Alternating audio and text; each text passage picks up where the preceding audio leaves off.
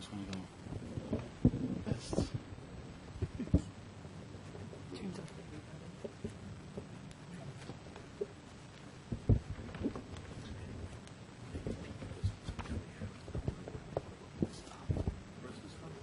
That's recording. This is 7 p.m. So this is I'll send you the numbers and stuff. They've trained out 10,000 different ways. I'll show up. It won't let me delete it now.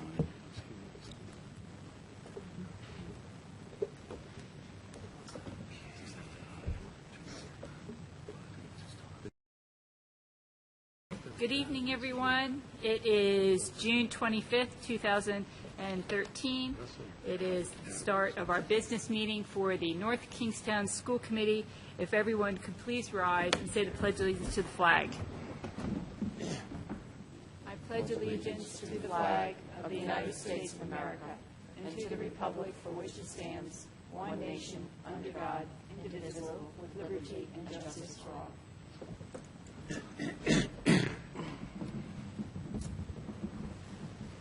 Lorraine, if you could please call the roll. Linda Avanzado. Here. John Biscardin. Larry Cerisi. Here. Cheryl Clarkin. Here. Robert Jones. Here. William Mudge. Here. Kimberly Page. Here. Julia Held. Thank you. Lorraine, could you please go over the calendars?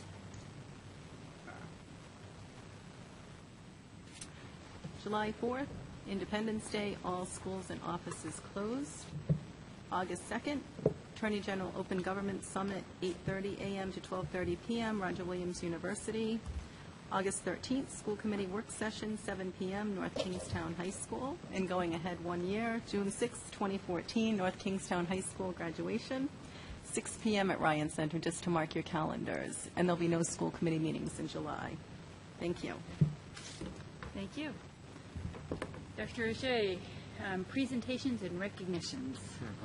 Tonight, I don't have any recognitions, but I did want Dr. Humbert tonight to make a brief presentation for us regarding item C on the consent agenda, C5, which is a request for a technology purchase from fund balance.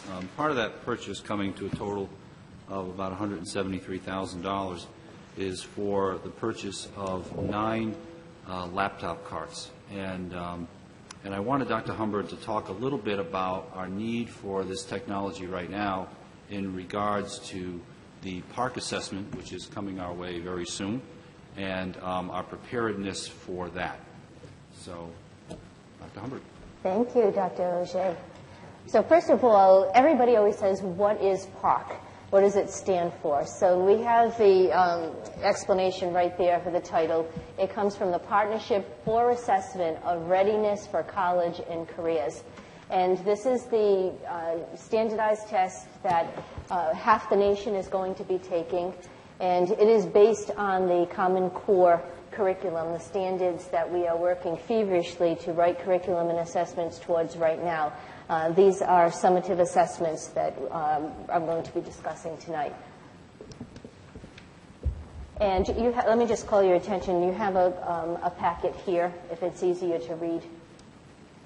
So I'm on the second slide. So there are actually 4 assessments right now. You have the diagnostic assessment, then the mid-year assessment. Those are optional at this point, unless a state or a local decides to use them.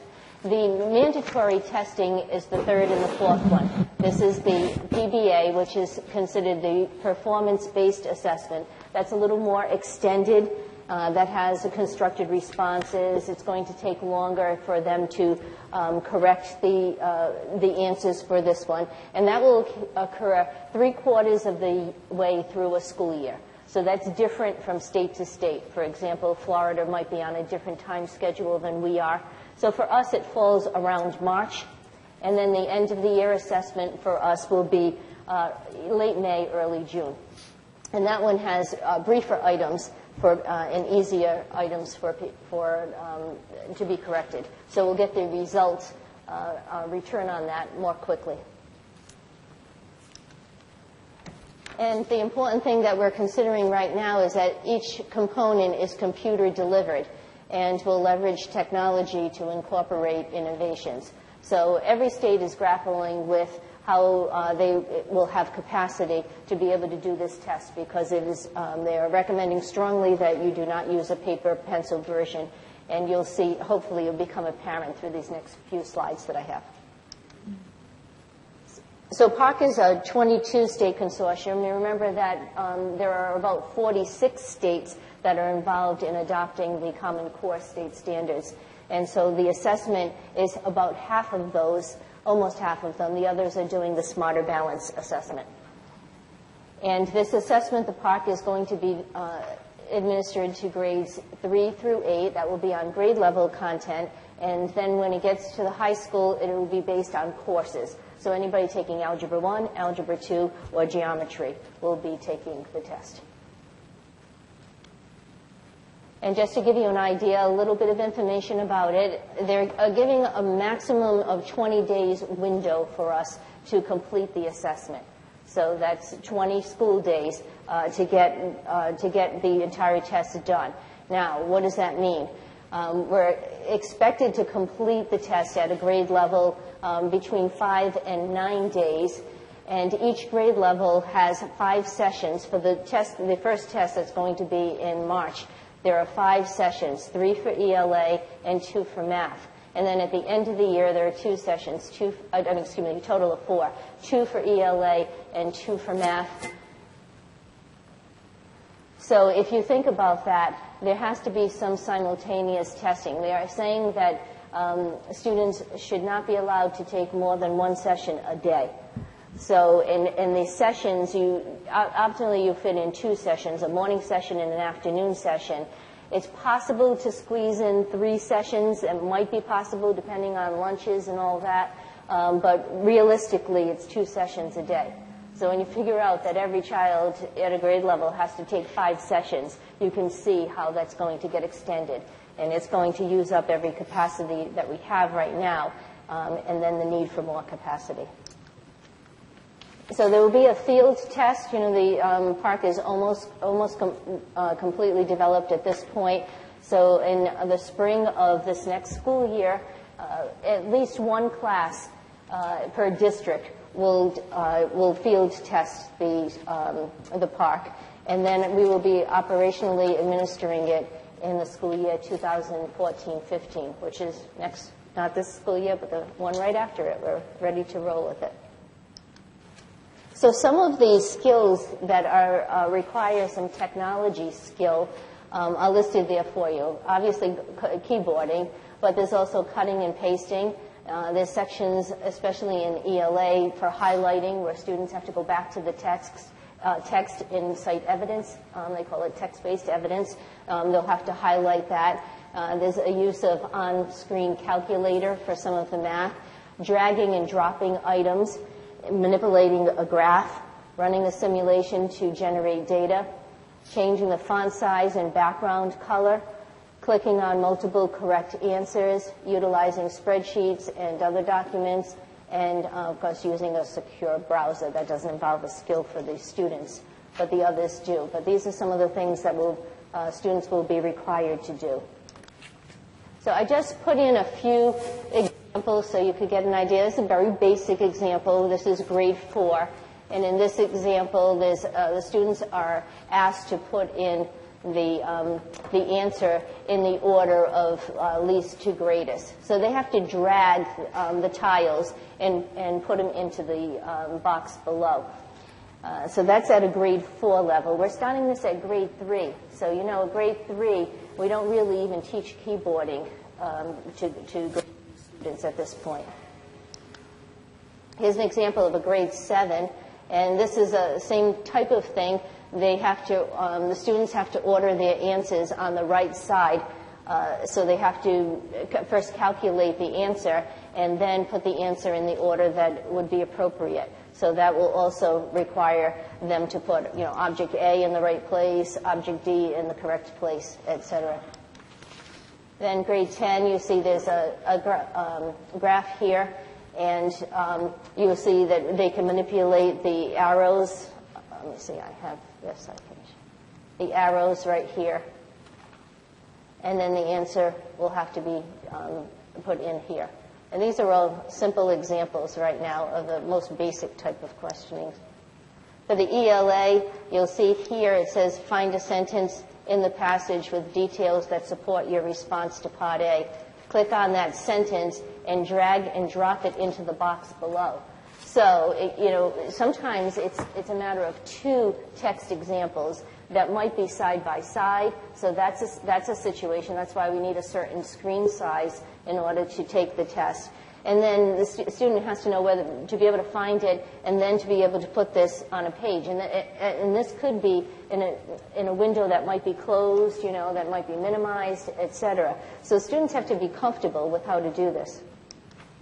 And then this is a little third grade example where they would have to put the correct answers on the left side to show the life cycle of a butterfly and put it on the right side. So it goes right from the beginning, from grade 3. So the important thing is right here, the question is, but what does PARC Tech readiness really mean for education systems? And this quote is very poignant. It's preparing students for PARC does not just mean ensuring that there are computers for students to take the test, but rather that those computers are used in ways each and every day for students to develop comfort and confidence.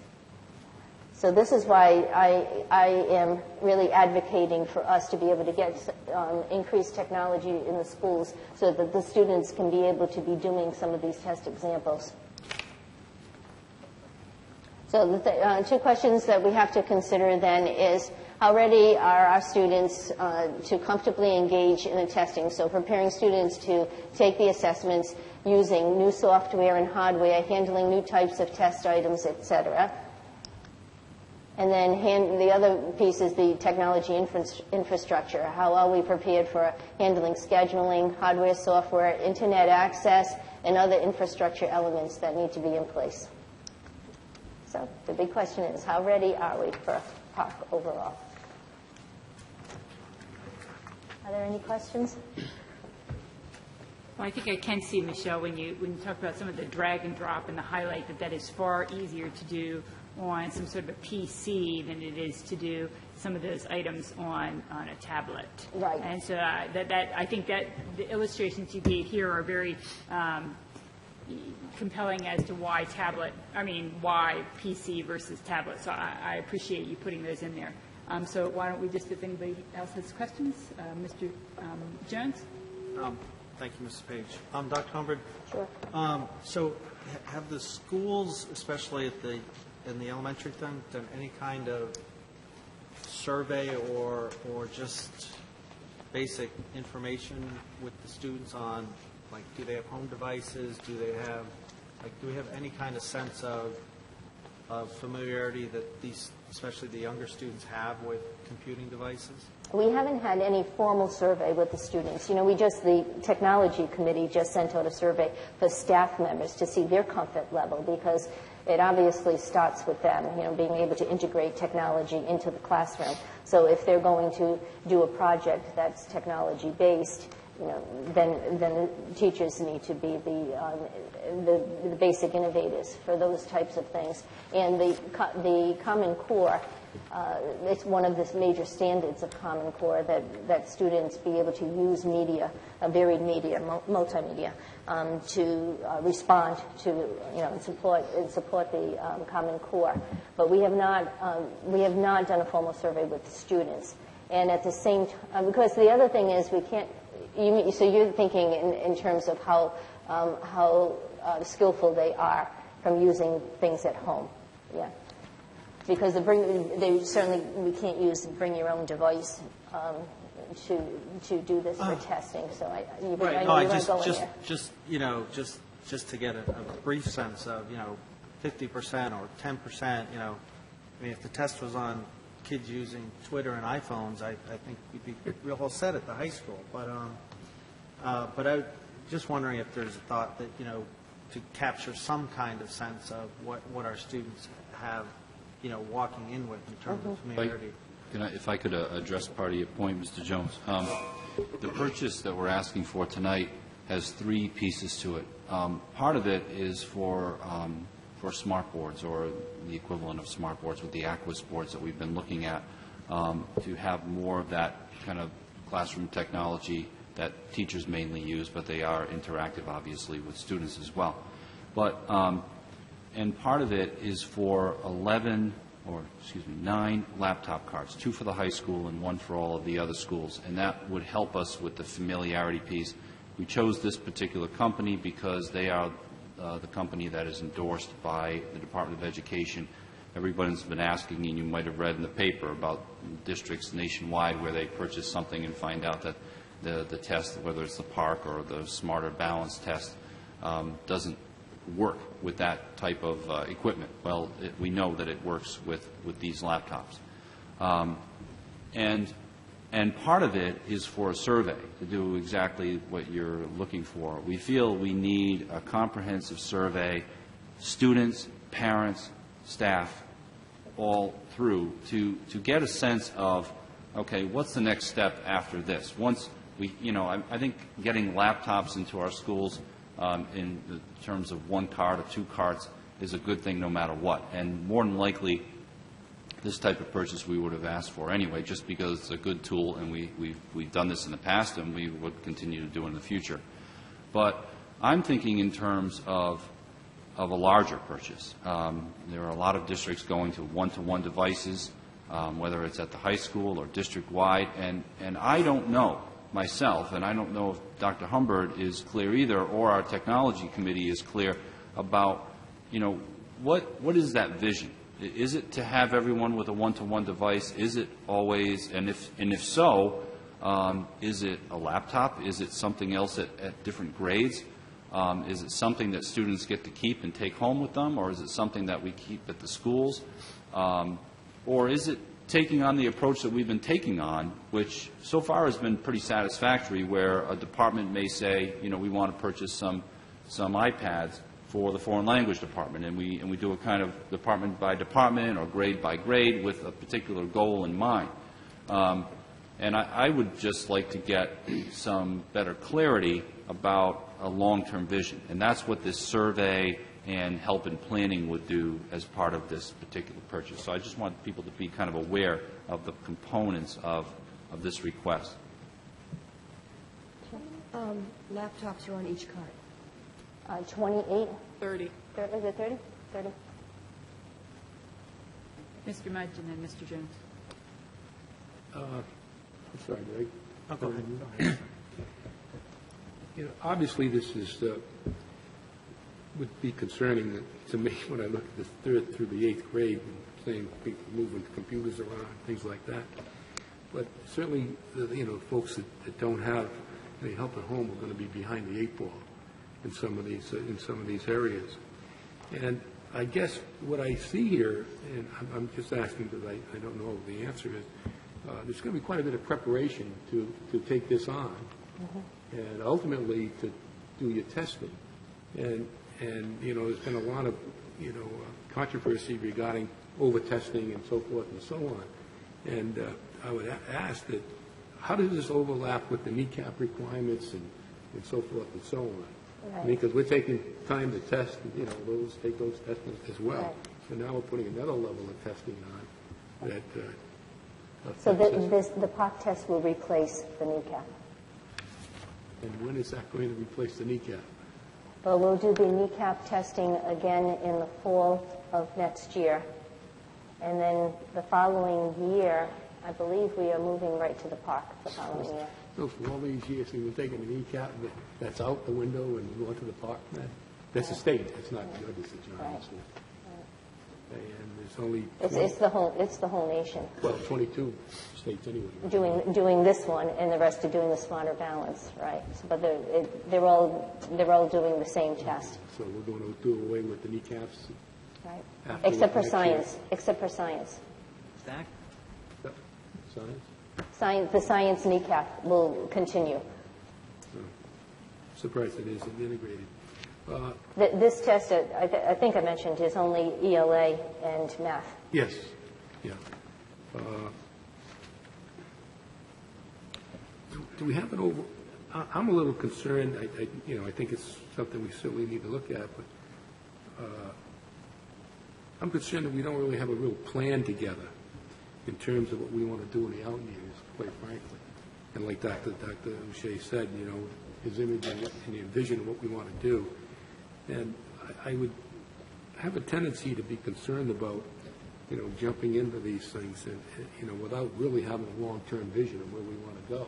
Right, and we had the same discussion on the administrative team, and that's one of the reasons for the comprehensiveness of the survey we're expecting and hoping to administer.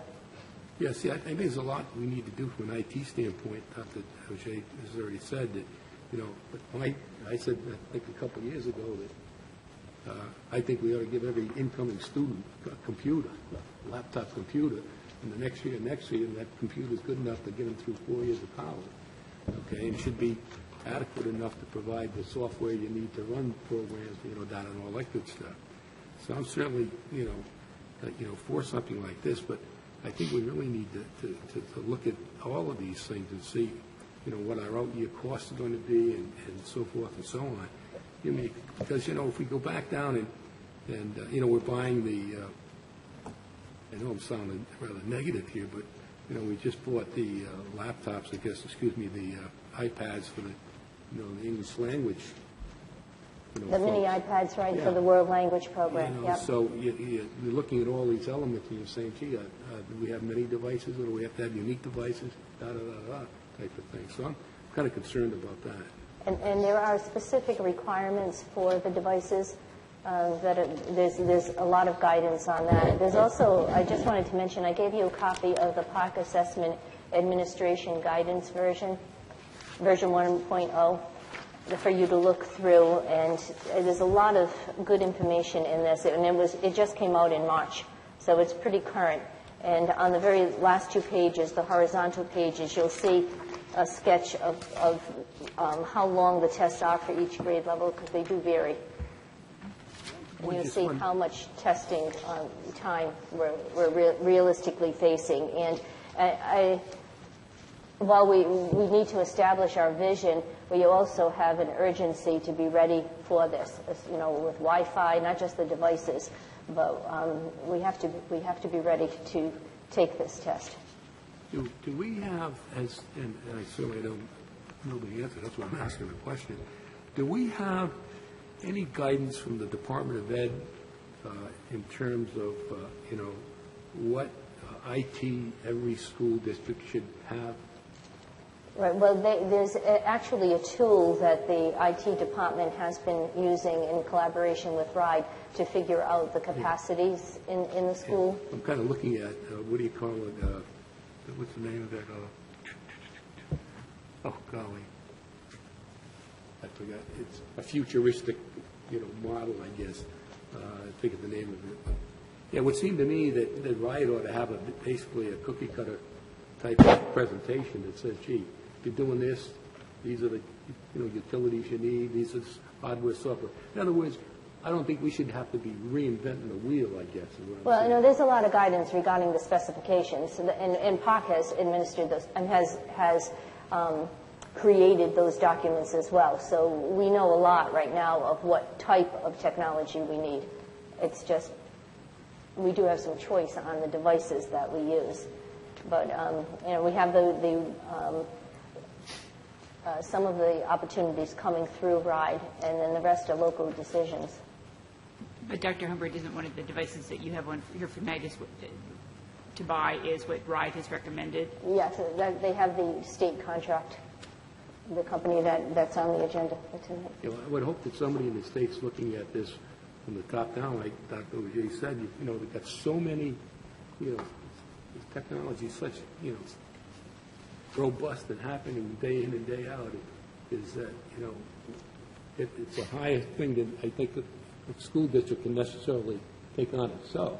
So I would hope that the state would have, you know, guidance on where we should be going, where schools should go, what should they have, and so forth and so on. Mr. Mudge, the state is also leading us through, as you know, the legislature voted for Wi-Fi for all school buildings, and so that's a lot of the communication that Mr. Booth here is dealing with right now, and we're ready to go for this as soon as RIDE wants to come on over here and start installing the Wi-Fi, we have everything that we need to go. But it seems like a very tall order, even for $20 million that they set aside for that, to do every school building in the state.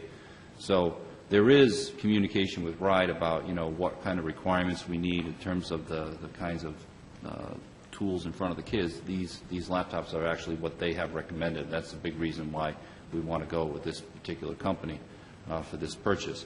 But like I said, this is relatively small in the grand scheme of things when you look at a lot of districts right now that are going to one-to-one devices on a much grander scale.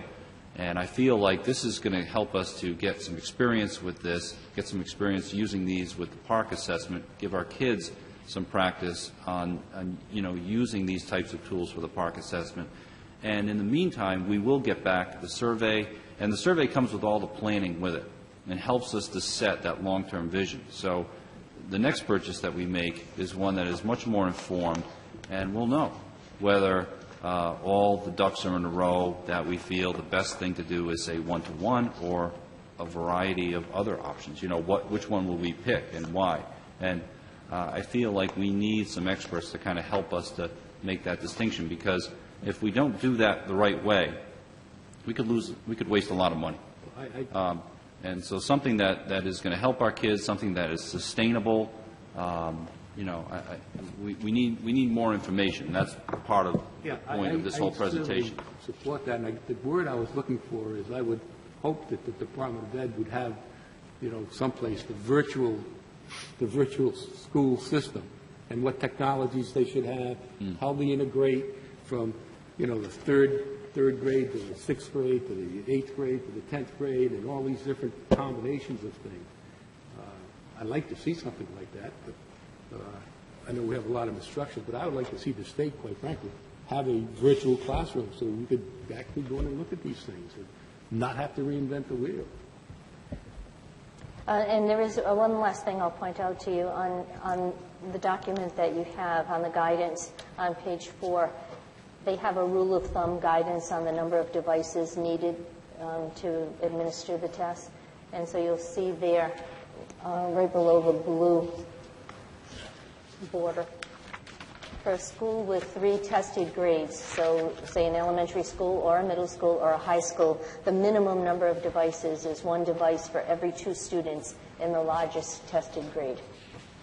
And then, of course, the recommended number is 1 device per student for the largest tested grade. So with 1 lab in each school right now, we're not there. Are there other questions for Dr. Hubbard? Mr. Jones. Thank you.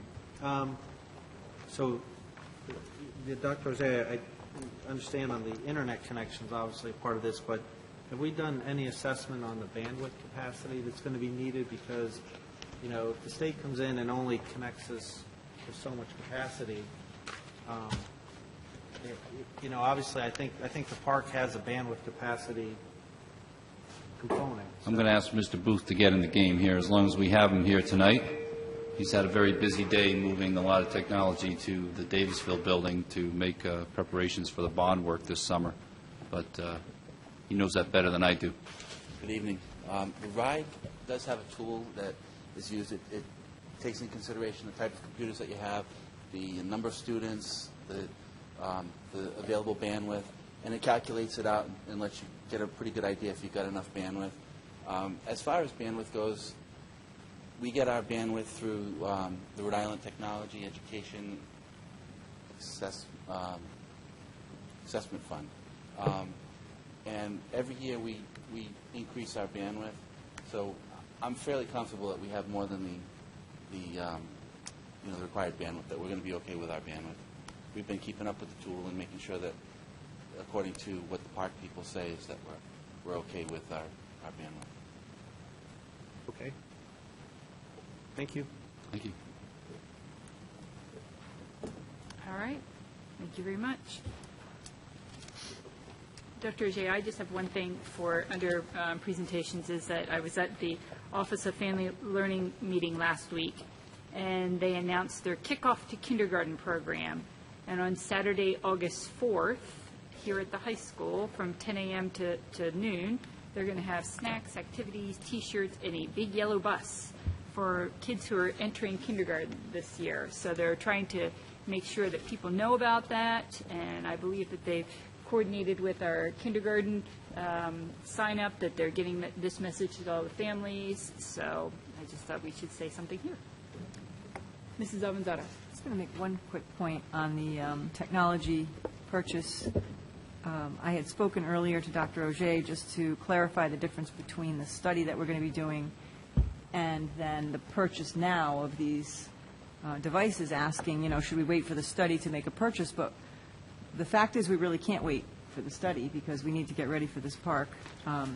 This is basically something that we're seeing in all districts, them acquiring either laptops or some kind of tablet.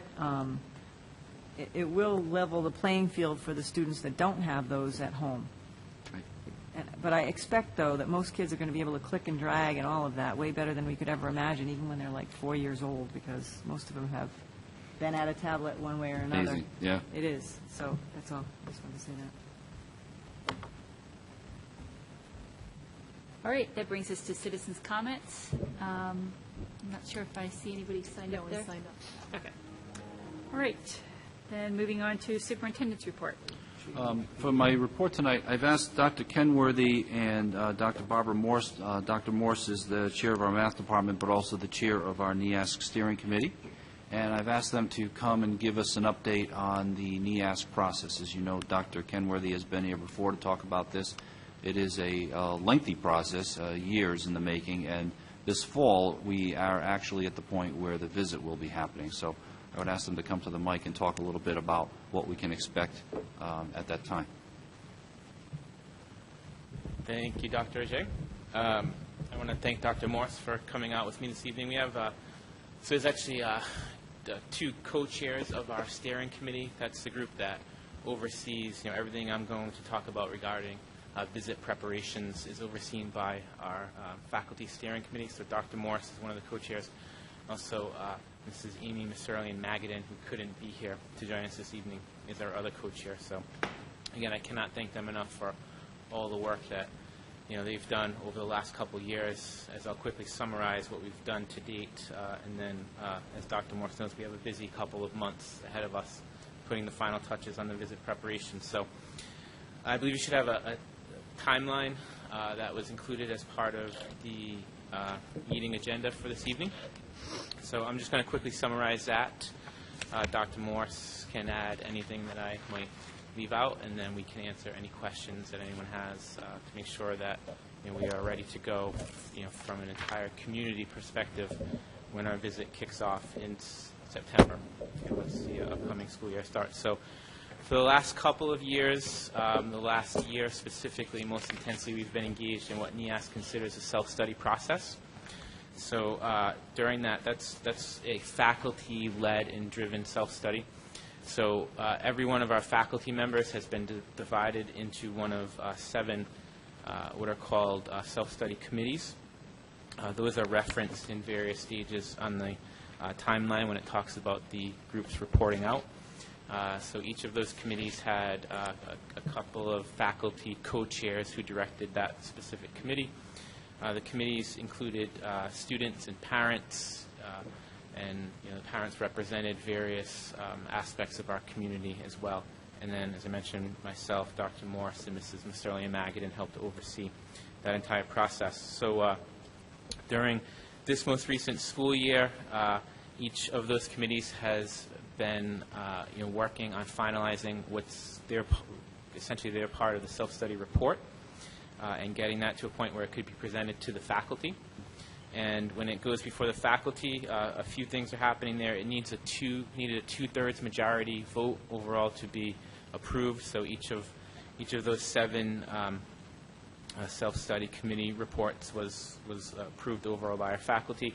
But also, it's an opportunity for members of the faculty to offer final feedback, which we then take myself, Dr. Morse, Mrs.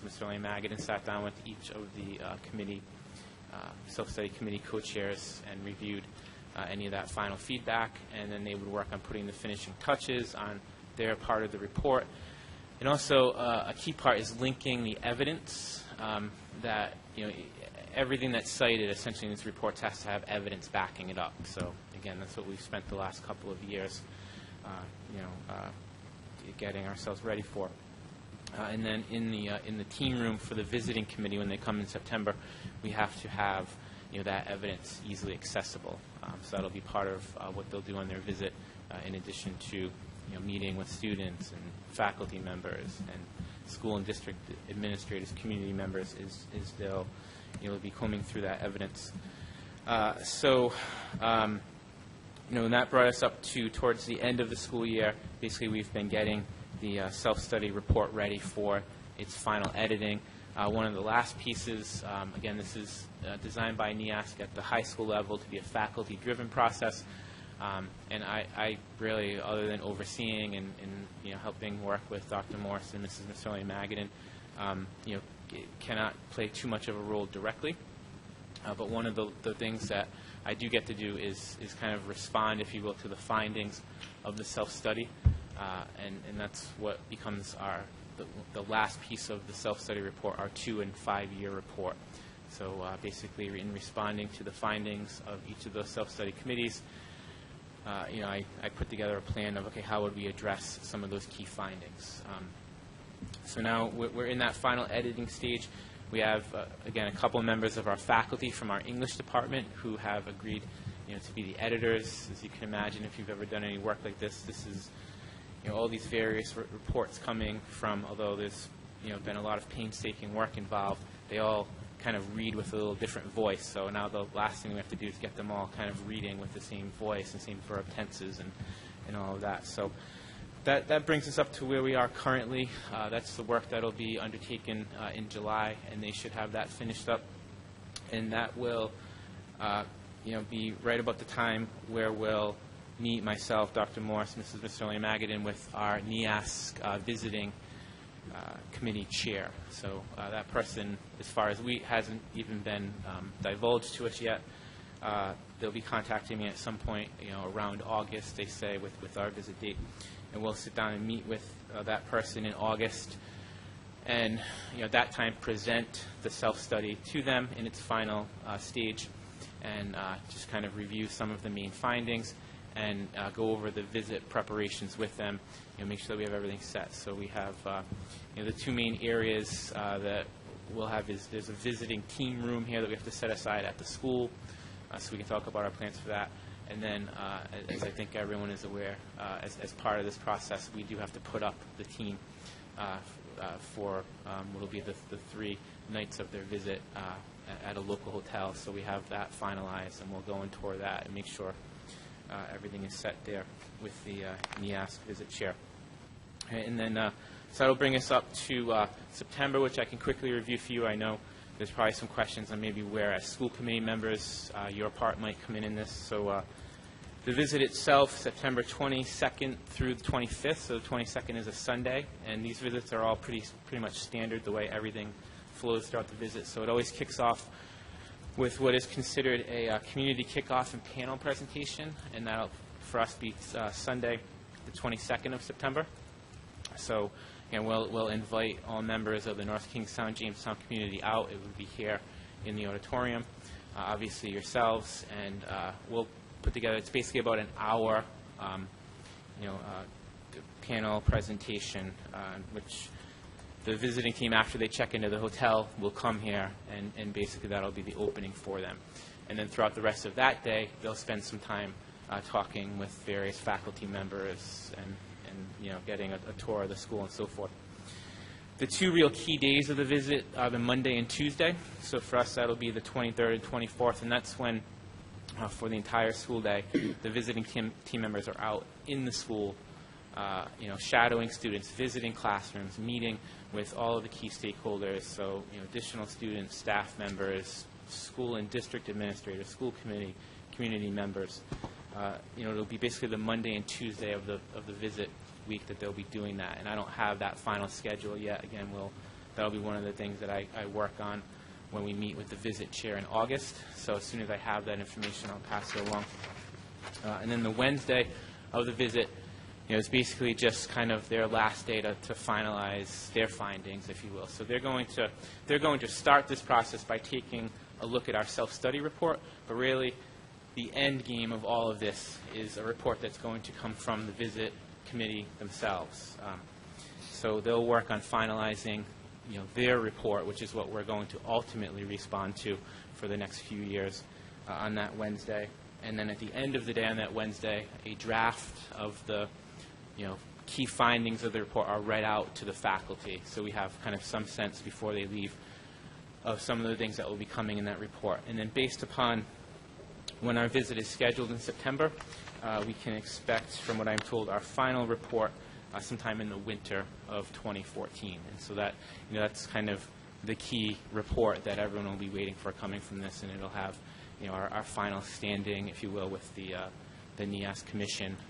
So, this being a 10-year cycle that everything runs on, that's kind of the culmination. So, once we get that final report, we'll have a few years to kind of respond to it, if you will, for the key findings. And then before we know it, we'll be starting the process up again for 2023. So, Dr. Morse, if I left anything out? No? All right. So she'll help me answer questions, I'm sure. Are there any questions? Or if we don't have any, we'll... Mr. Mudge. Thank you. On the 23rd and 24th, is there an expectation that school committee members will be participating in some of these? I noticed it was noted there. I was wondering what sort of participation that you had in mind. Yeah, there'll definitely be a key meeting time that they'll, and again, they'll set that when we meet with the visit chair in August. We'll kind of set that. So it won't be both of those days. It's not like you have to clear your calendar both of those days. It'll be maybe like a 1-hour meeting on one of those days. How about an exit interview? Will we be, given an exit interview or be part of the exit interview at all on Wednesday? On Wednesday, it's the protocol is for the committee to come in, and there's really no exchange between the audience and the committee. They just give a short summary of their findings. Okay, so everyone's invited then, I guess. Everyone's yeah, okay. It's not open to the general public, but yes, school committee and faculty members. Okay, good. One final question.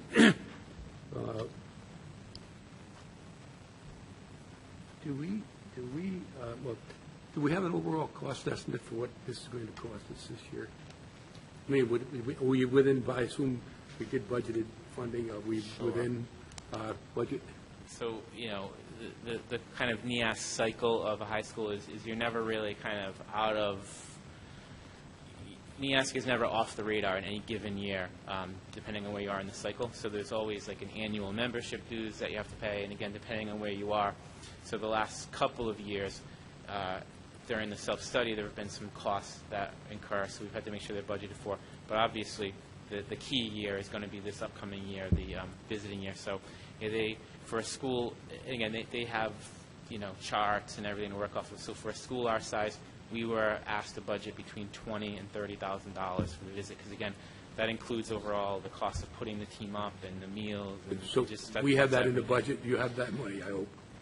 I did, as of the last budget document that I saw. We actually had more than that because we wanted to try to budget some money in the event that there were some issues that came out of the study that we had to address. However, I was hammered into releasing some of that money, so we have the $30-some thousand that Dr. Kenworthy had given me the estimates on several months ago. So that money is in the high school budget. There you go. One final question. That I think you always need to look at, even though this is an extended period of time, is have we gone back and looked at the 10-year-old document and said, okay, these were our goals and objectives, and these are the things we were supposed to do, and see if they were followed through at all? Yeah, and you always do that, and obviously a document of this importance, it's always one of the key things you're working off of as a high school. But once you, if you think of that 10-year cycle, we're going to spend, the next 2 to 5 years out from the visit, responding to all of that, and that'll be at the forefront of everything that we do. But, just like what we heard today with the transitioning from the kneecap to the park, one of the things in education in this day and age is, 10 years is a long time. So a lot of the in some cases, sometimes a lot of the key findings either, have been addressed or just aren't relevant anymore. So they actually, their guidance when you enter the self-study process is the kind of, that's the point where you leave the old findings behind. Yeah, I guess I was kind of looking as a report card, these are the things we did. Right. So now you know what the next step's going to be, and it's going to be monitored, and your goals and objectives are going to help formulate future policy. Right. But that's, the whole goal of the self-study is that's kind of the kickoff to kind of starting it fresh, if you will, to, okay, so we've just spent the last 7 or 8 years responding to the findings in one way or another from the previous visit. And now we're kind of building, okay, what are some of the things that may come to the forefront? The reason I asked the question, and it certainly it wasn't you or on Dr. O'Shea's watch, but, that was one of the issues we had with the high school some years ago. And when we started getting the kneecap requirements and everything else, they weren't implemented as quickly as they should have been. And, that was very concerning to everyone, I think, at the time. So, again, looking at what our goals were, did we meet our goals and objectives, as a result of that? So, yeah, I'm sure, like anything, for a 10-year-old document, if you were to look at it, you would see things that we've definitely accomplished, some things that may still be out there. Again, I don't think it would be a secret to anyone that, some of the things that we're still trying to address with the, heating and cooling systems were probably there 10 years ago, and, we've been doing our best, but some of those may come out again.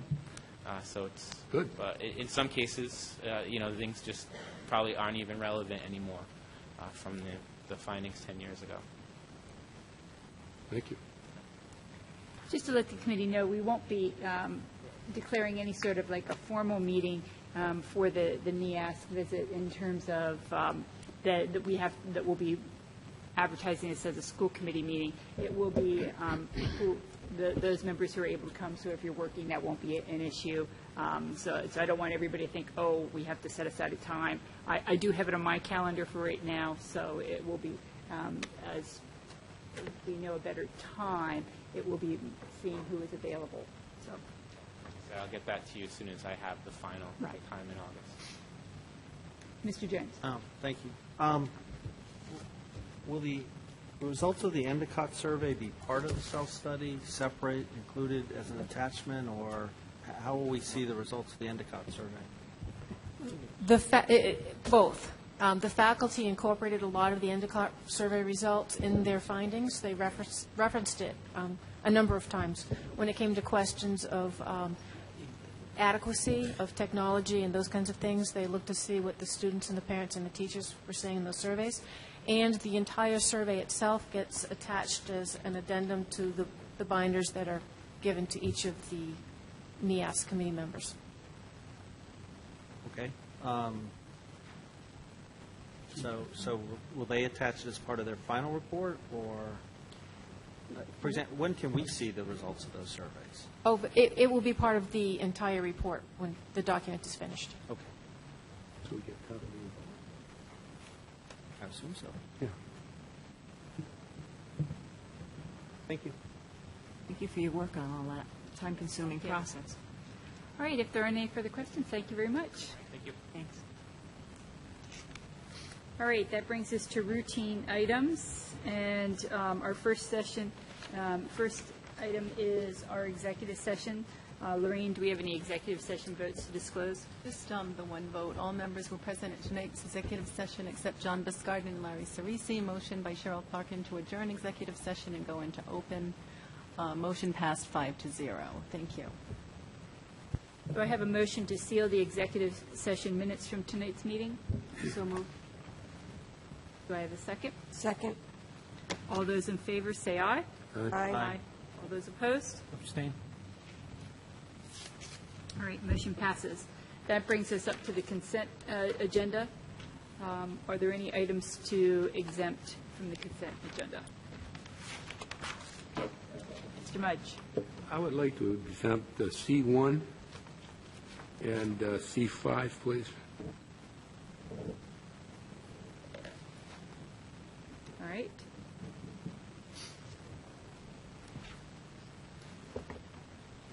If there's nothing else, do I have a motion to approve? And Mr. Cerisi. D1. approve the non-exempted items. Second? All right, all those in favor, please say aye. Aye. Aye. All those opposed, motion passes. Mr. Mudge, C1. Yes. With respect to C1, I noticed it was a 3-year contract, and I was just trying to get a feeling of, what's the expected cost to repair our, for lock services, that we're going to have for the, say, fiscal year 14, 15 and so forth. I didn't see a figure in there. I saw that it was a low bidder. But do you have an anticipation of what the cost would be, and have we budgeted for that for this coming fiscal year? We don't anticipate large costs. We really need to get this organization or some organization on board so that we can start working with them for more of an overall district plan. There will be some costs associated with the 5 buildings that are being closed and turned over to the contractor for the bond work. Our staff has changed or is about to change the locks on those schools so that only the contractors can enter those, and then anybody who might have a grandmaster. But anybody who has keys to those schools right now, they will no longer operate. So there will be some cost to get those schools back open again, the exterior locks. And then for the broader plan, we really need a broader plan on what we're doing with keying in the district, what we're doing with swipe cards, everything. But we do need to try to get some sort of organization on board because we don't have anybody now with a retirement that would be in charge of that. So is this a planning tool as well? It is. It really is. And this would be, if we need them, here and there, Mr. Mudge, it would be, regular routine maintenance budgeted, but anything larger, we would have to come back to the school committee about a larger plan. So this is really getting a routine company on board with the lowest hourly rate. So that's the fixed things, but in terms of your planning, they're going to do the planning too? Yes, absolutely. Okay. Okay. Thank you. All right, do I have a motion to approve C1? Second. Second. All those in favor, say aye. Aye. Aye. All those opposed, motion passes. That brings us to C5. Mr. Mudge. Yes, I fully support, our technology, a robust technology effort. But, I kind of feel that we're jumping into this thing quite quickly without a lot of,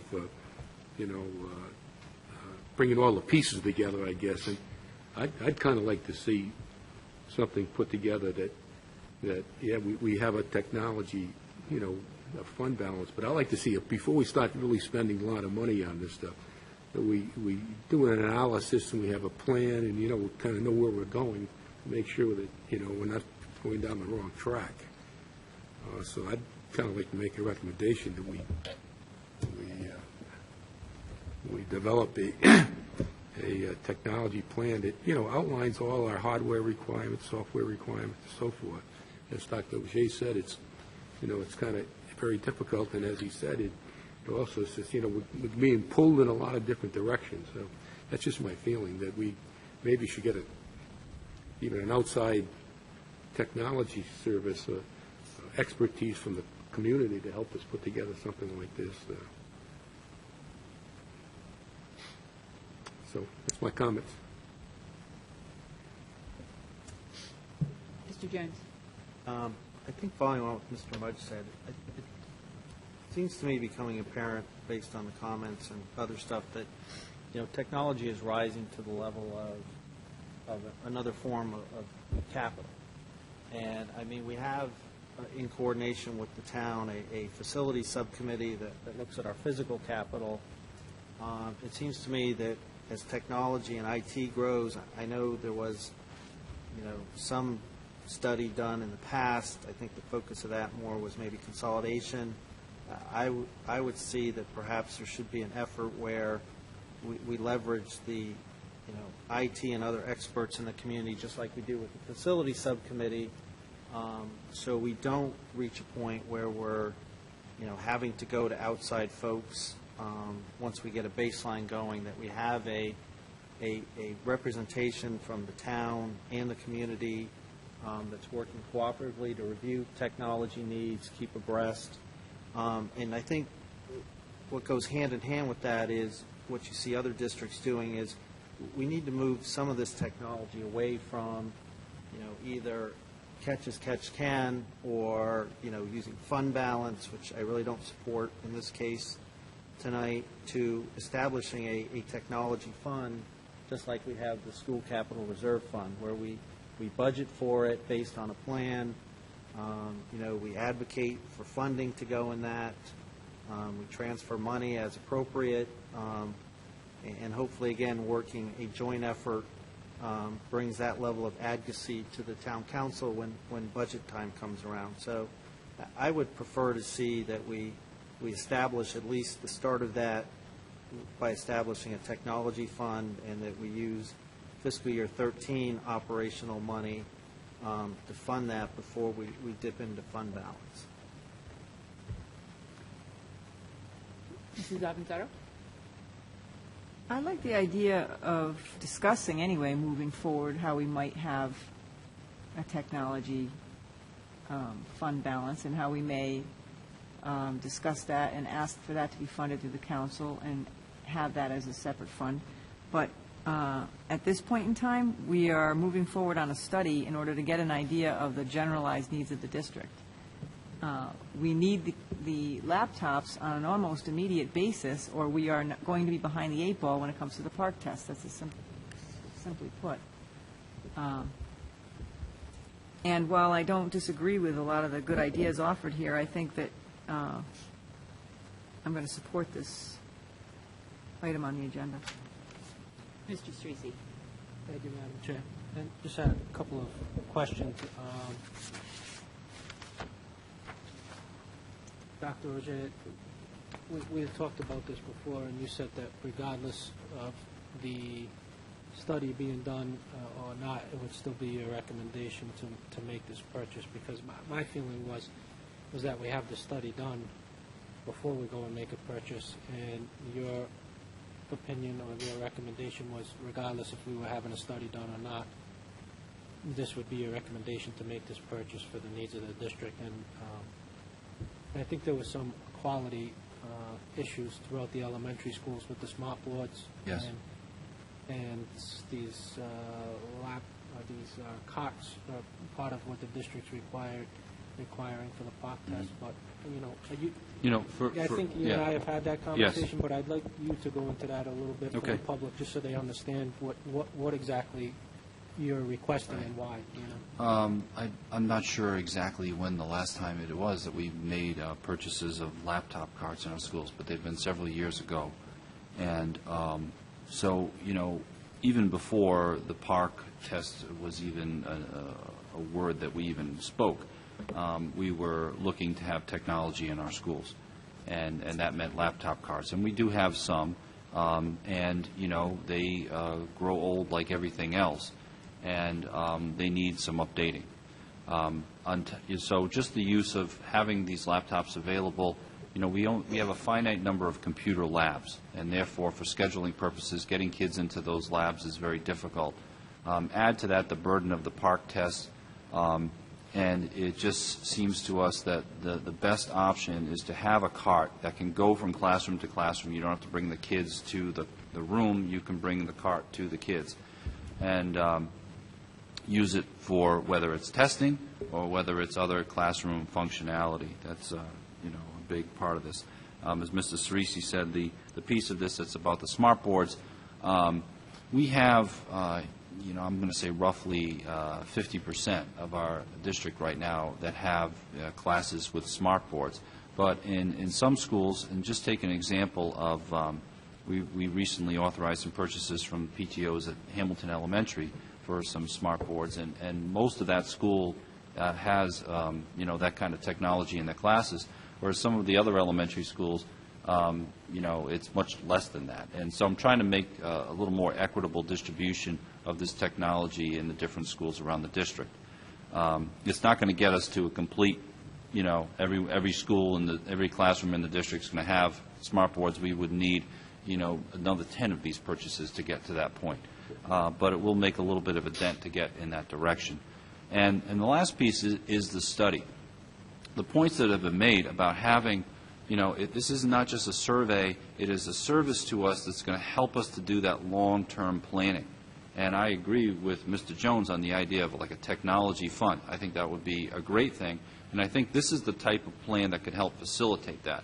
We have an outside group of experts who will come in and lead us through this and make recommendations to us about what we should be thinking in terms of long-term planning, where we are in terms of our capacity, where we are in terms of the knowledge that our teachers and kids and parents have for access to these kinds of tools and their knowledge to know how to use them.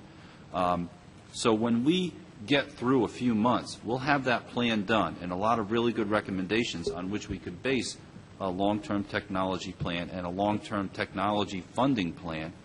And we have some experience with these CDW laptops and some practice at taking the PARCC exam, which for all intents and purposes looks like it's going to be the next thing that's going to stay with us for a while. So it helps us to accomplish all of those different kinds of items, and in the next few months or so, we can get to the point of having that long-term planning and even like a long-term financial plan to help us sustain this. Because, if we were, Dr. Humbert and I were just talking about schools that we know of that are going to one-to-one at their high school level just tonight. And, before we make a purchase like that, I would like to know, how do you sustain it?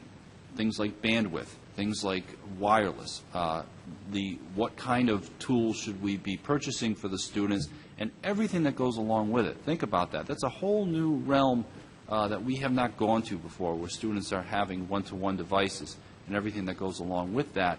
And the sustainability of that kind of effort is huge. Just in a high school, there's a new class that comes in every year. That's a whole new, in a district like that, like this, that's 350 new laptops every year. So, that is a major purchase. Right now, I feel like we're kind of touching our toe in the water to see how it feels. And that plan and the study is going to help us to get a real sense of, okay, what's the future here, and how do we sustain it? Just to continue on, thank you, Dr. Roger. It's my understanding that the study involves obviously the students and teachers. So obviously the study can't be conducted over the summertime when the students and teachers are not in school. Right. So we're definitely not able to start this study until the earliest time being the fall. Mm-hmm. And we're looking to have the equality in place across the school district, or at least work towards getting to that equality across the school district as far as the educational technology in each school building. And right now there is, and there has been, a real inequality as far as what some of our elementary schools have and what some of our middle schools have and what some of our elementary schools have. And that's what the bulk of this purchase is about, as well as being prepared for the PARCC exams. I understand, in hearing from some of my fellow colleagues on the committee, that it's more of a concern as far as funding source for this purchase. If they have another idea or a recommendation as far as what funding source to use for this purchase, rather than simply looking to defeat the purchase and not have the school district in place technology-wise come September, I'd like to hear it, because I'd like to see this get done, and I'd like to see the committee be on board and united behind getting this done. And if there are other suggestions and ideas out there that are doable, I'd certainly like to hear it, rather than seeing the school district roll around in September having the same inequalities and not being prepared for this testing going forward. Mrs. Clarkin. I fully support, the proposal for the technology and, all the things that's been presented tonight. I have to agree with Mr. Jones, though, that, we've been taking a lot of stuff out of fund balance lately, the Davisville money and things like that. Is it possible for us to use FY13 surplus money to fund this technology? And maybe Dr. Jose, you can, or Mary can speak to if that's a possibility or not. It is a possibility, but you really, We were informed of a couple of legal issues tonight that are pending, so you don't really know what that amount is going to be. I have it right now estimated at $250,000 to $300,000. It could be more. It could be less. So, you know, that money is going to flow to fund balance clearly anyway, whatever you happen to have. But it's not something that you could, in my opinion, say, yes, we're going to use that and we're going to make the purchase right now. You would have to wait until our numbers were more final, which would be more in the August timeframe. That's my opinion. Mr. Jones and Mr. Mudge. So just sort of from a logistics standpoint, are the, working with CDW, so are the laptop carts basically ready? It's just informing them of... Well, what will happen is they will give us one of the laptops, and our IT department will image it. So imaging it means they will put what software we want it, what it looks like on it. Then they will take that and they will image the other 269 laptops. So this is a fully functional IT system that comes along with this purchase as well, which is very attractive to me personally, because we just really don't have the staffing to keep up with this. So if we have issues with them, we have a 1-800 number, we call it, it goes back, they send us another one. It's really a very nice system. So, and them doing all the imaging, they can be ready to go when we want to get them into the schools. Right, so that's my question is not so much that aspect. It's just as Mr. Cerisi said, so if we can't start the survey until the teachers or students are back, I mean, do we have to send this out for an RFP? I'm trying to understand, you know, there seems to be a concern about getting stuff in place and doing some of this stuff. I'm just trying to get a sense of the timelines, like the survey. If you waited till August, you know, what's the amount of time from when you say, okay, we're going to do this to execution? Well, I think, you know, we want to get the survey going right away once we get back in September. So the preparation of that will have to take place this summer. The laptop carts are something that we're going to want in the schools as quickly as possible, as soon as we can, right at the beginning of September. And that preparation of those is likely to take at least a few weeks, it would seem to me, before we're going to get all of that delivered here. And have it ready to go for student use. Not to mention, you know, some of the professional development that teachers will need to be aware of, you know, the protocol for using them with their students. So, you know, with that in mind, we'd like to get this taken care of all tonight. I think there's a good reason for this happening at this meeting and not at a later meeting. And in terms of the RFP, CDW is on the state MPA. They've gone down this whole route with RIDE. All of their information is all online. They are the chosen recommended vendor by RIDE. So RIDE has been through all their due diligence on this based on the product, the pricing, the IT service, the professional development, et cetera. All right, so this is the order of hands. I've seen Mr. Mudge, Mr. Cerisi, and Mrs. Avanzato. Yes. You know, this gets back to, you know, basically the process we're going through. I think we certainly need to address this issue, but, you know, we submitted a budget to the town council and the taxpayers and so forth in January, and then the council the first week in March, and it got approved. And in terms of a process, you know, I think we should have addressed that in our budget submittal to the council and so forth and so on.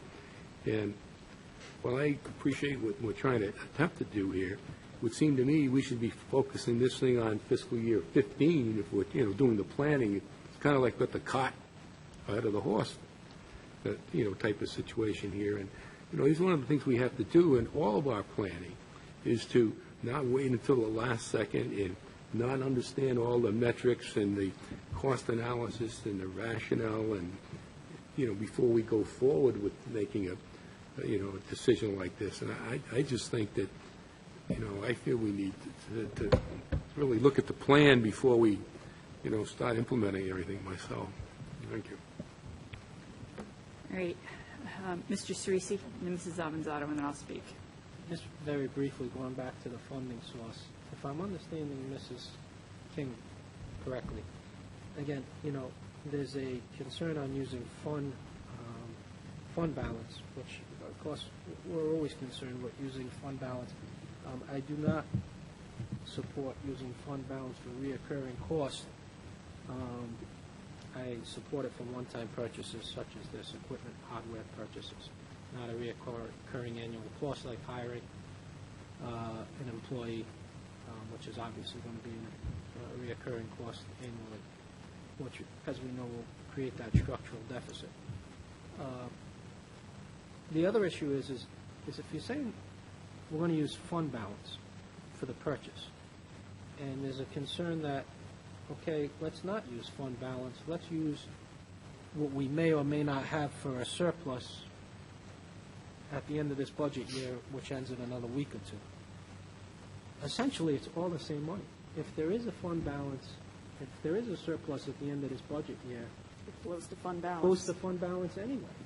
So you're saying, it's really not making much sense. You're saying you want to designate money that we're not exactly sure if we have or exactly to the dime what it is for a purchase, where Mrs. King's budgetary recommendation is use the fund balance money, and you'll essentially be replacing most, if not all, of that fund balance when this budget year ends in a week or two, and you're going to transfer any surplus back into the fund balance.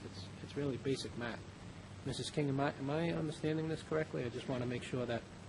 It does. All surpluses flow to fund balance, so it's the same bucket of money.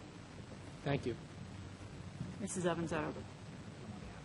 Yeah, I understand the concern about just keeping an eye on what's in there, and maybe we will have some of that we can use for this purchase, and that's just, more items, more things we can purchase next year for this district. But I would ask Mrs. King, and she does this anyway, I think you did it last summer, Mary, you sent us an update at the end of the year, because we won't be sitting in July, so I think you sent us an update on where things stood on fund balance and other things. I believe you did that.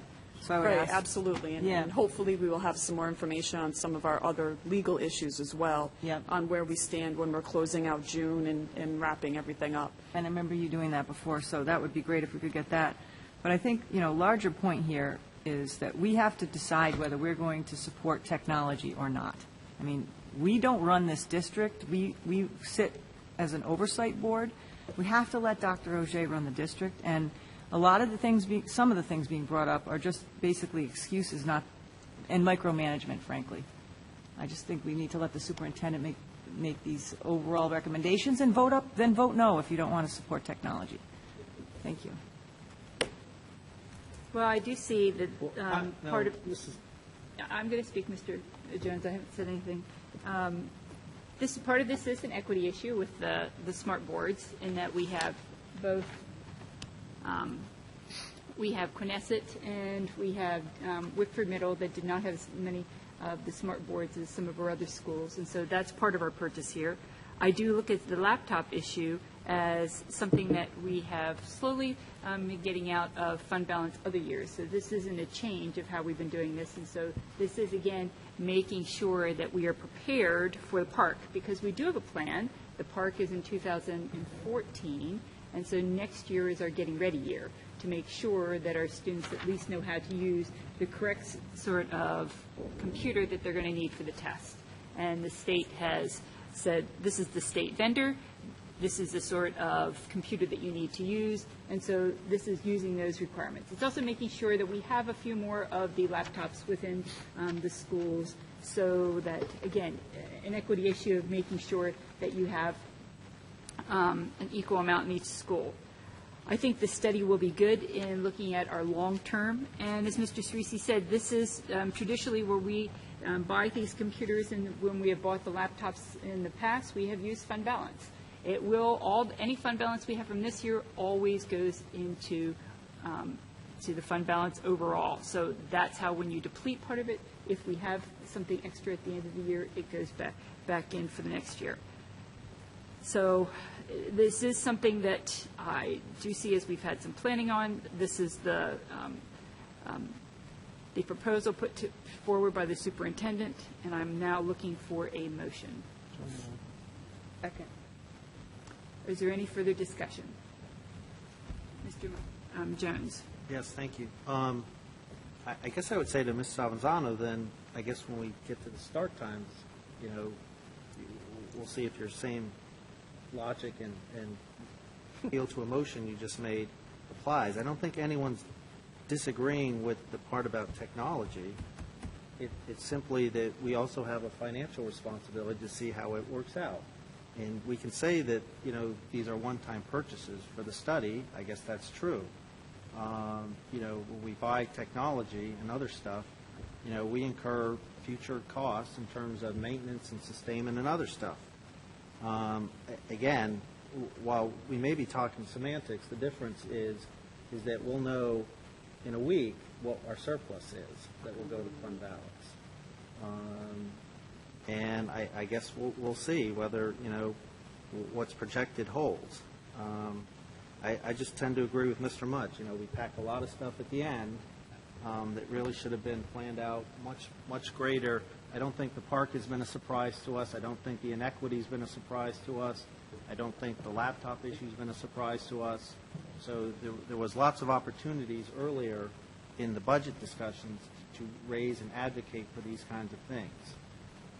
So I guess hopefully when we have a plan, it will follow into when we do our budget. If I could address that issue. Mr. Jones, you know, when we make requests for major purchases earlier in the year, there's usually an impetus to say, well, we really need, you know, if that's not something we had originally budgeted for, we should probably be waiting to see how the budget pans out.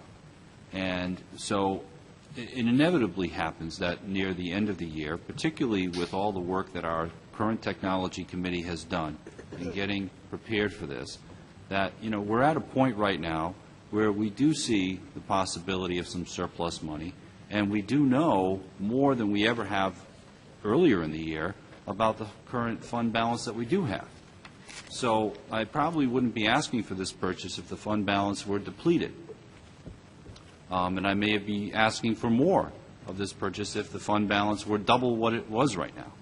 So I think there is some wisdom in waiting to around this pocket of time near the end of the year where you get a sense of where that number lands and making your purchase requests appropriately at that time.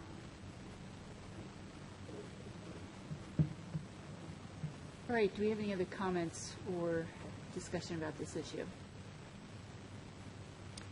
Lorraine, could we take a roll call vote? Linda Avanzado. Yes.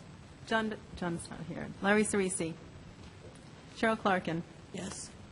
Robert Jones. Yes. William Mudge.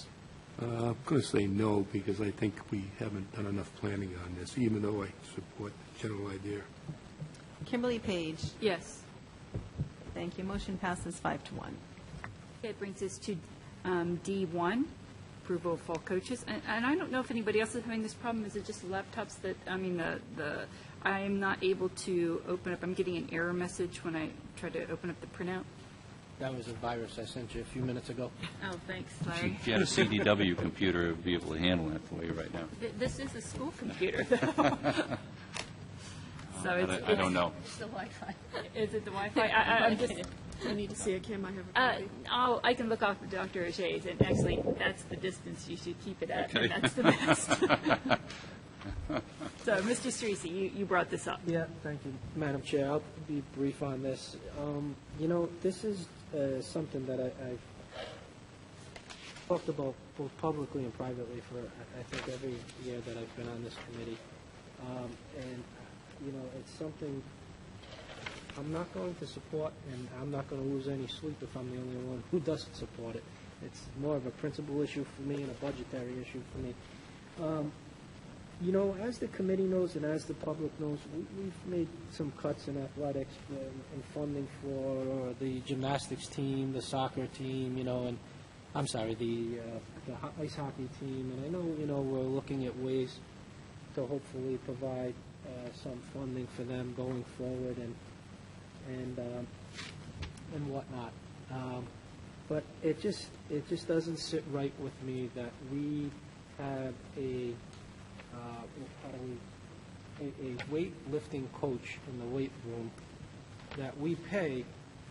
You know, we look at this and say, well, it's $3,500. Well, it's not $3,500 because we approve it twice a year, once for the fall and once for the spring.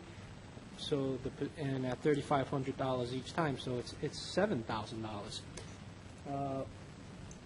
And it's also the same individual is working and doing the same thing during the summer camp, which kind of strikes me as okay. You know, it's so again, nothing against the position, nothing against the individual. You know, I could care less if my mother was the coach. I would still feel the same way. It's not, you know, not a personal issue with the person or the coach. But again, you know, when we're making some of the cuts that we've made to be funding things like this, I just can't support it. You know, and it's grown into an over a $10,000 a year position with the summer camp, $3,500, the fall, $3,500, the spring, $3,500. So we're talking about over $10,000, and that's money that could be going to support one of the teams or fund one of these teams that we just cut their funding. We're giving it all to a strength conditioning coach. When, you know I'm going to hear that, well, the students need adult supervision in that room. They have adult supervision in that room. Their coaches of their individual teams are with them when they're in that room. So, and that's what we hire these coaches for, and that's what we pay these coaches for. If they want to use the strength conditioning room, they go in there with their coaches, and that's, you know, part of the coaching certification.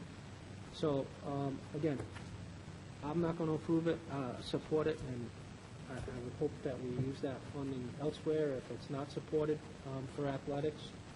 And that's it. I'm sorry. Dr. Ajay, did you want to say anything? Yeah, I just want to point out, I appreciate Mr. Cerisi's comments, and it wouldn't necessarily bother me either way on this particular item. I also see those points very clearly. Without getting into our contractual relations, the reason on this page that it says to be determined for the money is because these are contractual items. And so we are negotiating right now, so these would fall into place at the time when the contract does. But it is a point well taken, and it is something that would be a contractual issue, and something that we are addressing through that. As far as the position itself, it's not a contractual issue. This individual position is not part of the contract. As far as the determining what we would pay the person Right. who fills this You're position, correct. that is a contractual issue. So, in other words, eliminating this position is well within the administration and committee's rights. Mm-hmm. If we had this position, what we pay this position is determined by the contract. Correct. Mr. Mudge. I have kind of the same concern, but, I think there's other concerns that I understand that the Allen Athletic Association is going to be imposing on us, which may well require additional funding, and possibly this is where this thing should come from, although, of course, the coaches are going to all insist that we need to have, the strengthening coach and so forth and so on for football and whatever. But I would say, Mrs. Cerisi, that it is $7,000, like you said, for the school budget standpoint. The summer camp is an enterprise fund and it's self-paid for, so Correct. that money is that's for kids, and if they want to spend it on themselves, then fine.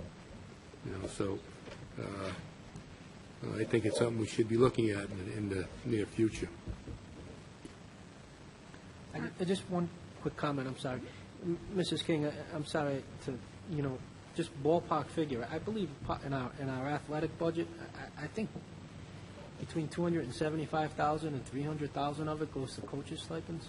Sounds about right. If I'm not far off. Not far off. So when people say coaches' stipends, oh, it's only $1,000, oh, it's only $200. It's $275,000 a year, roughly, of the school budget, taxpayer money, that goes towards coaches' stipends. Show me another district that's spending that kind of money on athletics and coach and stipends. I want to see it. Well, let me just say that I think, Larry, that you probably, with the athletic, director and so forth and so on, that for the management of the system, it's one thing. I don't believe that the actual coach's salaries amount to that amount of money. I think it's considerably less than that, but just a point. All right, so right now on our agenda, we have the approval of the fall coaches, and it does not have any listing of any payment beside as we're still in negotiations. I'm wondering if we have a motion to approve the coaches. If you don't mind, I just have one other question for Dr. Roger. I mean, I'm sure you don't know every district in the state, but to your knowledge, is this a position that's common in other school districts in the state? To my knowledge, it is not.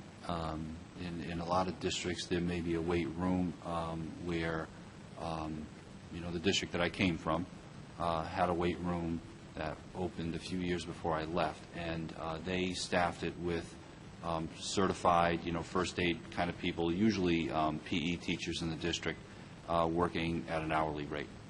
And I'm sure that was a much lower rate than what NK is currently paying for that service. If the committee so desires to not approve this, and there's something that we're missing or that you're missing, and it creates some type of issue that we're missing, I'm sure you'll bring that back to our attention if there's something that we need to address.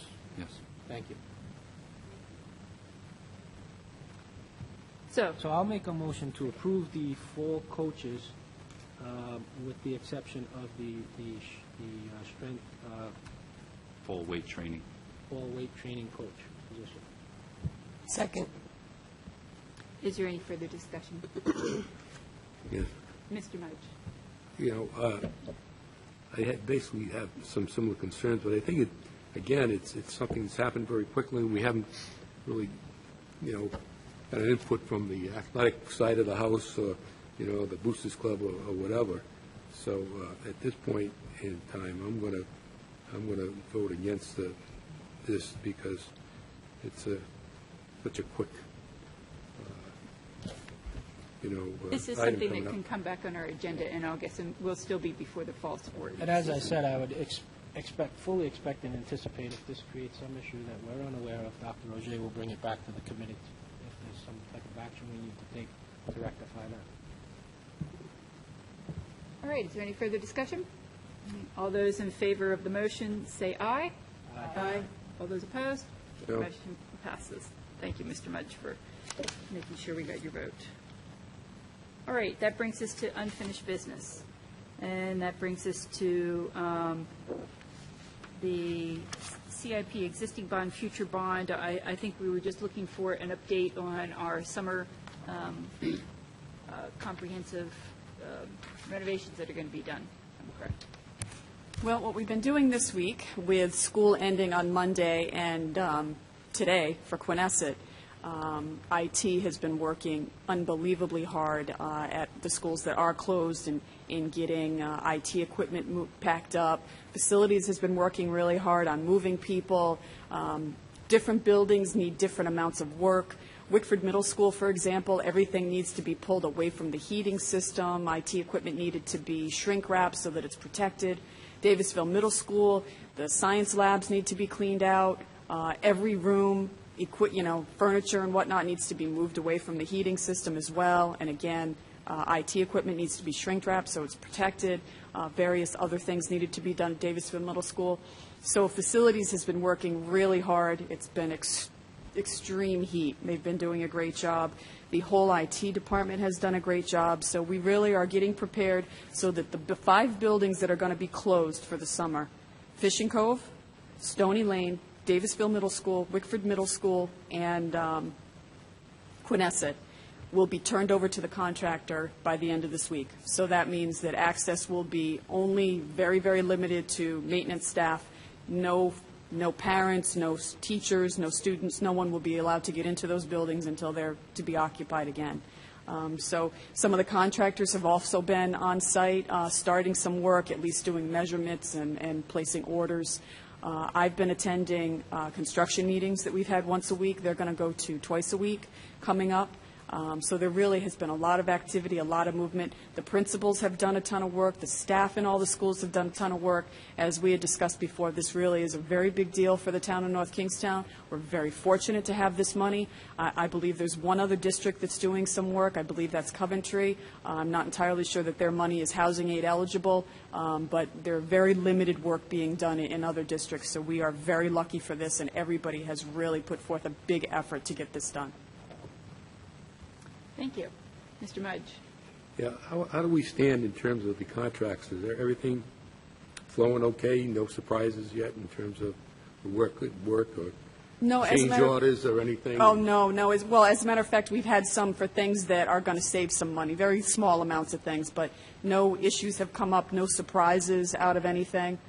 They've done a really good job. The architect that we have, we're working with the town, has done a great job on working with the contractors. So, no, there's nothing that we've been told it's going to be a surprise.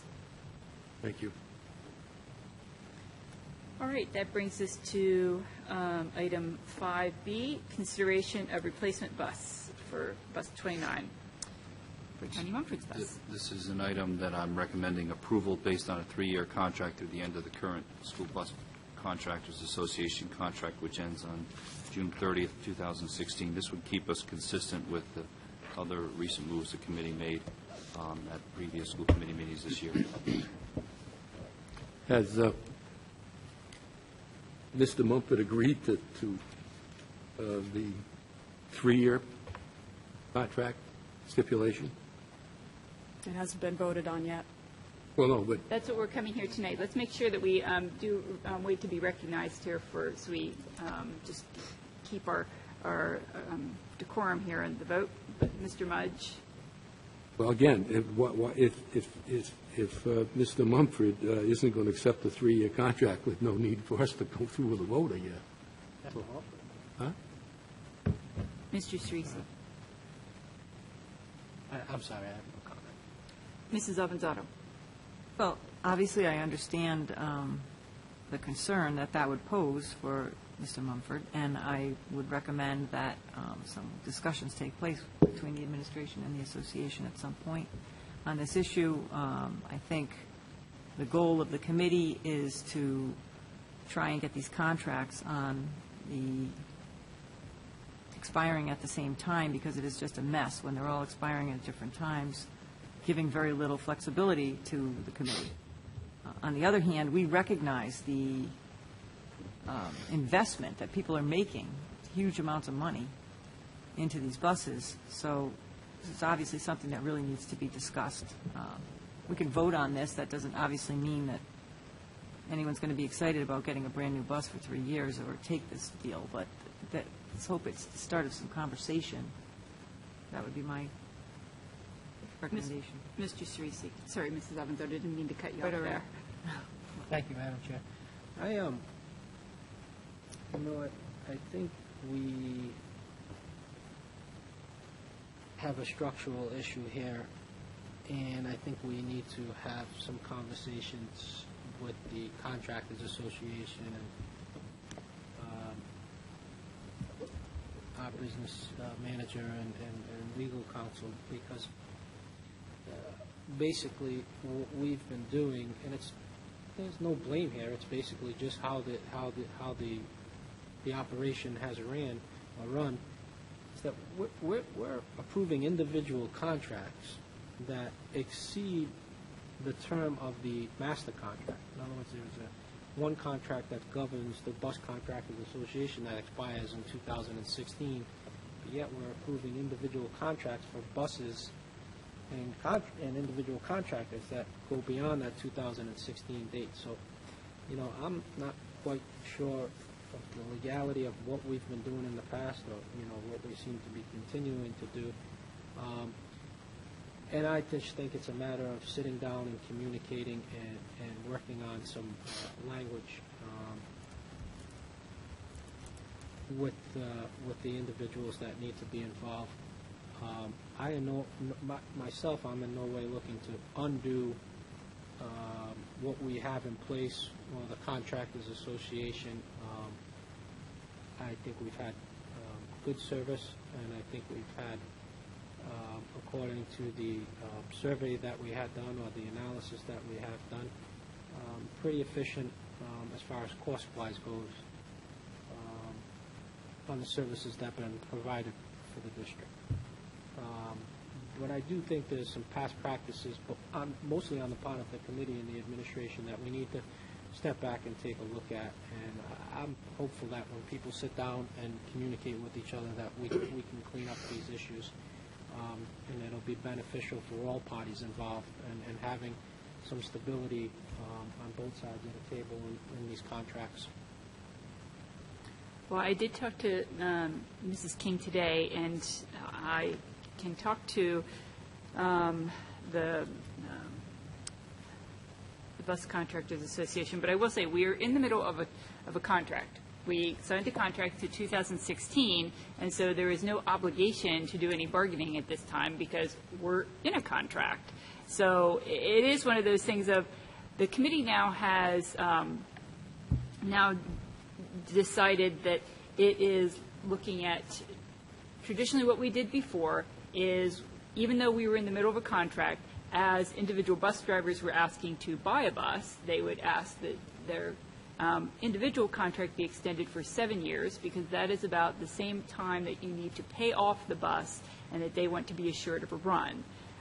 But at recent meeting, we made the stipulation, because the committee didn't want to go beyond 2016, that we would only renew contracts for 3 years. So now we've kind of caught ourselves in the dilemma of we're only taking ourselves up to 2016. I will point out that, as Mr. Streese just said, that the Transpire report said that we're getting a good value for our money and what we're doing in our busing contract. But if the committee is saying, no, I only want to go up to 2016, that's fine. Like I said, I can meet with the Bus Drivers Association, but nothing has to change because we are in the middle of a contract. So the question comes before us tonight is, what are we going to do about the person asking for a new bus? If the committee wants to continue down the road with the 3-year contract, only saying that you'll renew until 2016, that is fine. I don't think you'll get a better deal in terms of a different contractor, of Laidlaw or somebody else in 2016. You need to be aware that people may not take us up on the offer of new buses because it is only a 3-year contract. But if that's what the committee wishes, that is fine. Mr. Jones. Regarding the specific issue at hand, Mrs. King, my understanding based on the information provided is it's generally a 7-year contract with a 5-year to renew. This bus, the letter says it's a 2008 bus, so they're actually asking to purchase a new bus before the initial 7 years is over? Yes. So I guess my only question would be is, to address Mrs. Page's point, is, you know, why should we face this dilemma when the bus hasn't finished its initial 7-year contract? It doesn't seem to me an age of the fleet issue if it's only at 5 or 6 years old, and that maybe some, you know, some clarification. Well, I don't know if it's a mileage issue. I mean, it could be that, but I mean, if that was the case, then, you know, I don't know what the average age we've been replacing buses, but it seems that it was designed to have a 12-year life.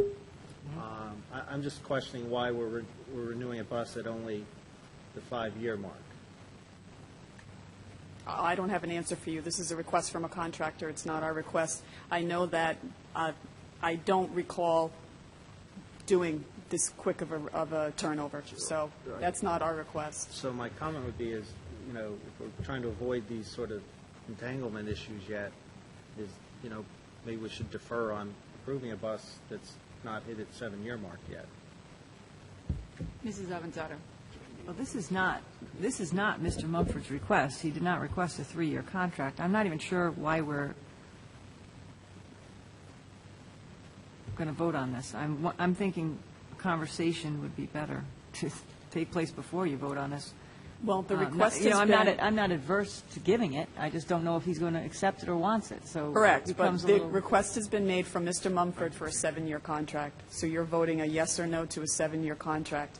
What you did at the last meeting or the meeting before with 2 contractors that wanted to enter their 5-year option, you extended that for 3 years. That's to the end of the I contractors. understand that. That's not what we're voting on. It says right on this agenda, we're recommending approval of a 3-year contract. That's the recommendation of the superintendent. So that's what we're voting up or down right now. Or we can possibly table it and have some conversation, so the conversation makes a little more sense when we come back to it. Well, I believe that at our meeting in May, Mr. Mumford came to the microphone and said he wanted to get a new bus because of the buses get old. He didn't want to do the maintenance. He wanted a bus so that he didn't have to basically continue to work on it. I know that, but we're basically now negotiating this one-sidedly as a committee. Without a two-way dialogue, I think it needs to be a Right, but dialogue. I'm just saying, so based on the decisions that the committee made about the other contracts, the administration is saying if you want to be consistent with what you're doing, then that would be the reason to recommend the 3-year. It's not what's being asked, but if the committee wants to be consistent. Mr. Cerisi. I would just, in all due respect to all the parties involved, I don't think what we're doing here, process-wise, is really fair. I think there's some issues that need to be addressed. Contractual-wise, privately, and obviously at some point that needs to become public discussion and a public vote. But for the time being, I think it would be best for parties to sit down and clearly communicate. So I would offer a motion to table this at this time. Second? Any further discussion?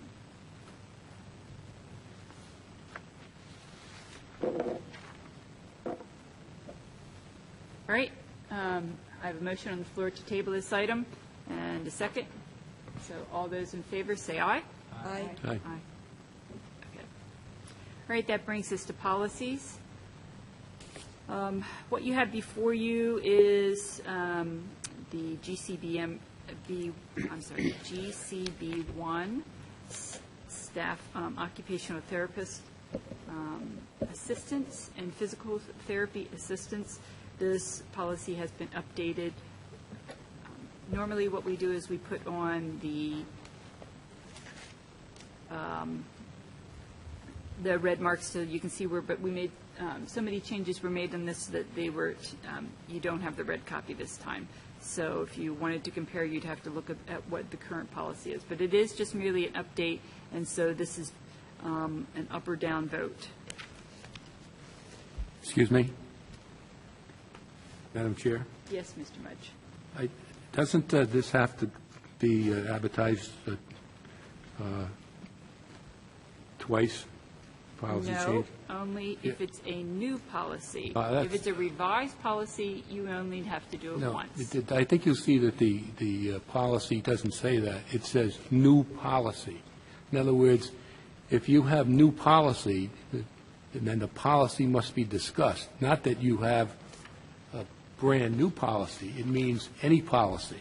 Mr. Mudge, you've been on this committee for about 7 years. You should know how we've done it on all the other times. I For certainly brand-new have, and that's why policies, we do it, we read it Could twice. we read And for could we amended read policies, the we do it policy? once. Could we read the policy, pull it up? I think the policy's quite clear, okay, that new policy is discussed, period, and then voted on it the second time. Well, unless you've changed something over the last 7 years, I haven't Oh, changed it's just how we're look doing at, that. you're on the Mudge, what is it you don't like about the policy? I don't want to argue as to. well, you it's not have like, before, what but do you not like again, about the policy? fact of the matter is, this should be on the agenda twice. No, it's merely a revision. It doesn't, you read the policy, it doesn't say anything about revisions, period. Bring up the policy. What it says is, let's follow school department policy. You're not doing it, again. Read the policy. Doesn't say anything about revisions, it says new policy will be. And this isn't a new policy. It's merely a revised policy. No, it's It was new, adopted you're first- making new policy. No, it was adopted in May 5th, 2008, and now we're merely looking What- to revise it. What does the But- policy but say about Mr. revisions then? So, Mr. Mudge, I'm still like, what don't you like about this? The advertisement part, I think we ought to follow the school committee have it on the agenda for discussion, and then for vote on a second meeting. So, Okay, well, thank you very much. Is there any? now, would you follow up on the policy on that and get a clarification on that? I don't need to, Mr. Mudge. I'm on the What do you mean? policy committee, and this is what we do. I've just told you this. I'm kind of like, well, What is this- you what- disagree with me? What does the and policy we're read? not going to see eye to eye? Could Okay. would you read the policy? Can somebody bring the policy up? Does a school committee, the secretary have the policy? Did the lawyer, our attorney have the policy? Your disagreement is on is whether or not this is a new policy. They're stating it's a new policy, she's stating it's not. It's not a new policy. The policy was originally adopted in 2008. I understand, but we're changing policy. It's policy. There's the... Okay, is there any other It's comments on this Could I talk to the attorney, ask her to look at that, please? Mr. Mudge, Does it say anything about revisions? every time you revise a policy, you do it once. If this policy was adopted in May of '08, then you're simply revising the policy from May of '08. What does the policy say? Doesn't it say new policy? It doesn't talk about revisions. No, it doesn't say new policy. You read it closely. And what does it say anything about revisions? It was originally adopted in May of '08. What does the policy say about revising policy? All right, Mrs. Avanzado. I'd like the legal I opinion. don't know if I should go down this road, but we're not, the question that Mr. Mudge is asking has nothing to do with this policy that's on our agenda. It's about how, in general, we revise policies and whether or not we are in compliance with our general Thank you. policy of revising policies. I don't know. As I recall, it says new policies need to go for second reads. I don't know. I don't have it in front of me, and I don't recall the exact language, so that's how we've always done it. I don't know. Does the attorney have the policy in front of her? She could read it? Do I have the policy on revising policies? No, I do not. No. I'm sorry, I don't have it. I didn't know it was going to come up tonight. I mean, our policy on whether we approve it the first time or the second time, Yeah. Mr. Mudge? I don't have it. I Follow- didn't know that that was going to be an issue tonight. I apologize.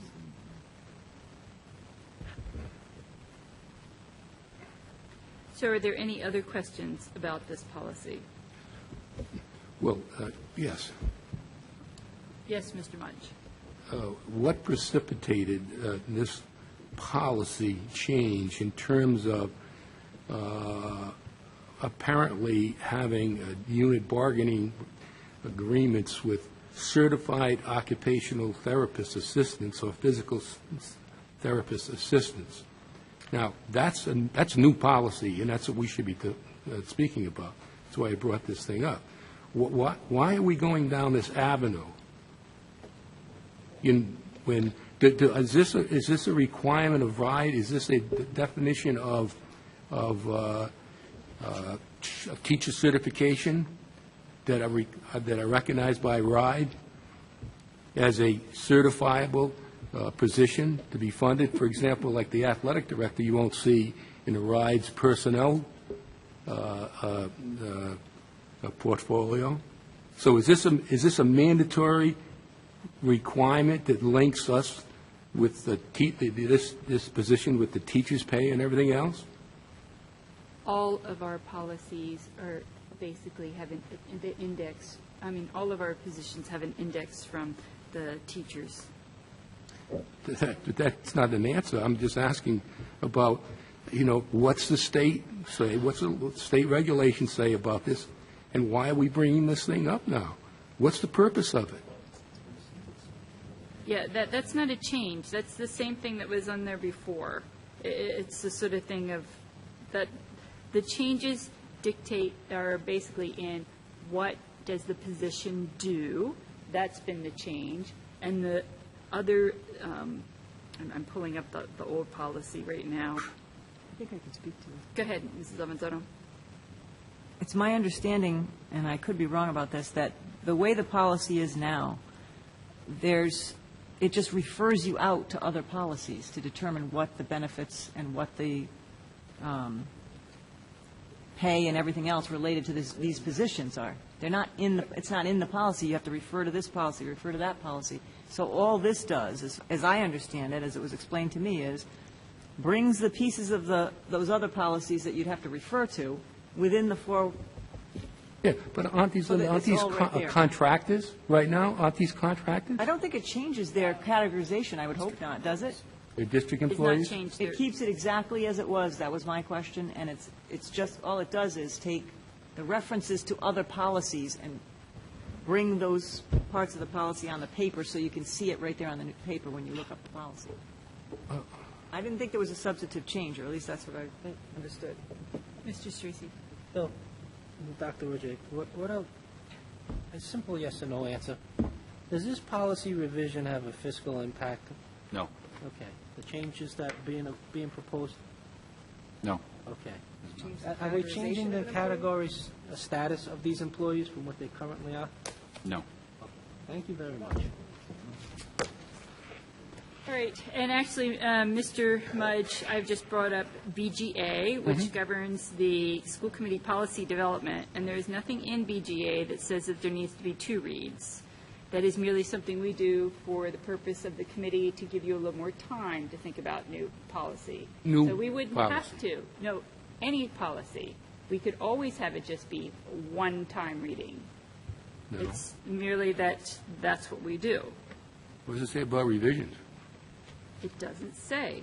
I know, because it says new policy, any new policy has to be brought forward. It does not say 2 Yes. times. It isn't a second. Mr. Jones.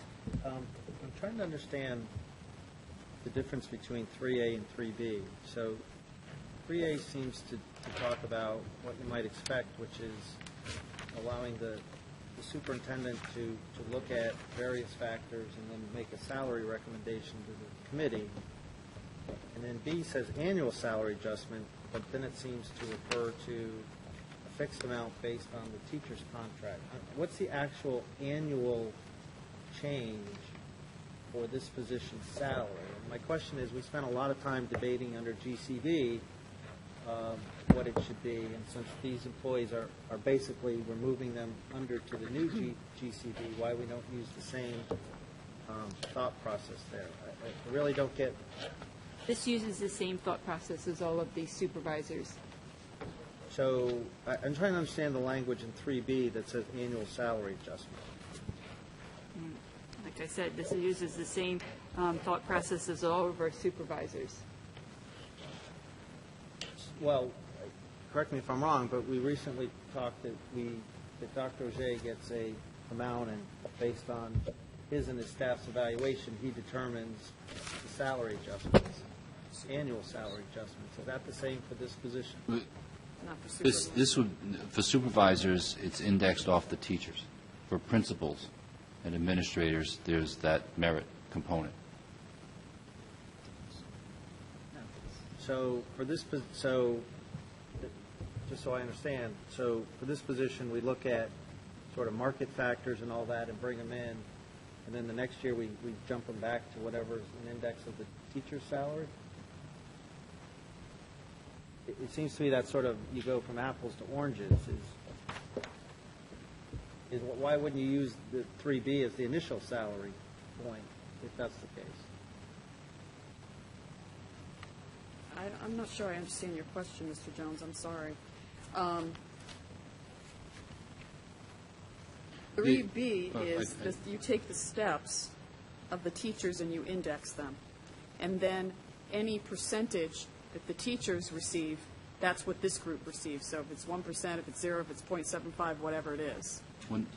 When we have an initial appointee to any supervisor or administrative position, we hire within a range. So that's 3A, the initial salary placement. So someone comes in for, say, at this job, depending on their experience, I may make a recommendation to hire, say, between $40,000 and $45,000, somewhere in that zone. Once they have been hired, then any increases that they would receive would be based on what the teachers are receiving in that same given year. So if the teachers go up 1%, that salary goes up 1%. If the teachers get a 0, their salary gets a 0 in that given year. But that initial piece allows me and the committee some discretion over hiring someone who may be brand new to the profession or someone with a lot of veteran experience, that sort of thing. Right, which makes sense. I guess I'm just confused. I thought we were moving more towards a system, besides principals, where their actual performance would dictate their salary adjustments. But I think the semantics here is a supervisor. The supervisor level would be our IT supervisor, our HR supervisor, our food service, our food manager supervisor. Those supervisors right now are based on the teachers. They're scaled to the teacher's salary. So this group is trying to get scaled to that as well. So I think your difference is between what you think a supervisor is and what a supervisor isn't. Okay, And these are OT assistants and PT assistants. Yes. Is there any sort of while we can still talk about this, but is there a motion to approve this policy or not? So moved. Is there a second? Second. Mr. Mudge? What is the baseline salary for these two positions here? 0.48. 0.48 of what? Step 10 teacher salary. Step 10? Plus longevity, plus advanced degree. So what it says, 3B. So let me put that in some numbers so I understand, to make sure. So what we're saying is the baseline is going to be roughly 50% of its top 10 teachers. That's going to be their starting salary? A little bit less. In other words, if it's starting a step 10 teacher is $65, let's say $70,000, this assistant will be getting $35,000. A little bit less than that, yes. Plus longevity and plus, now, are they getting all these benefits right now? Yes, there is no change. no There is no change right now. fiscal impact here.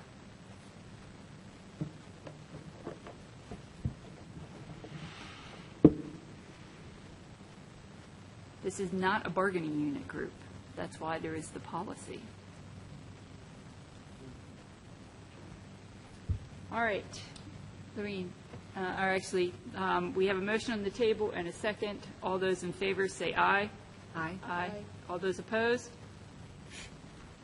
I'm going to stay. All right, motion passes. All right, that brings, okay, we have 2 abstentions, Mr. Cerisi and Mr. Mudge. That's 3. I abstain. 3 abstentions. 3-0. Correct. All right, that brings us to discussion of school start times.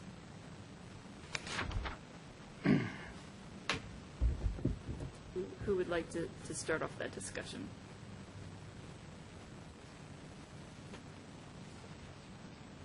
I'll start.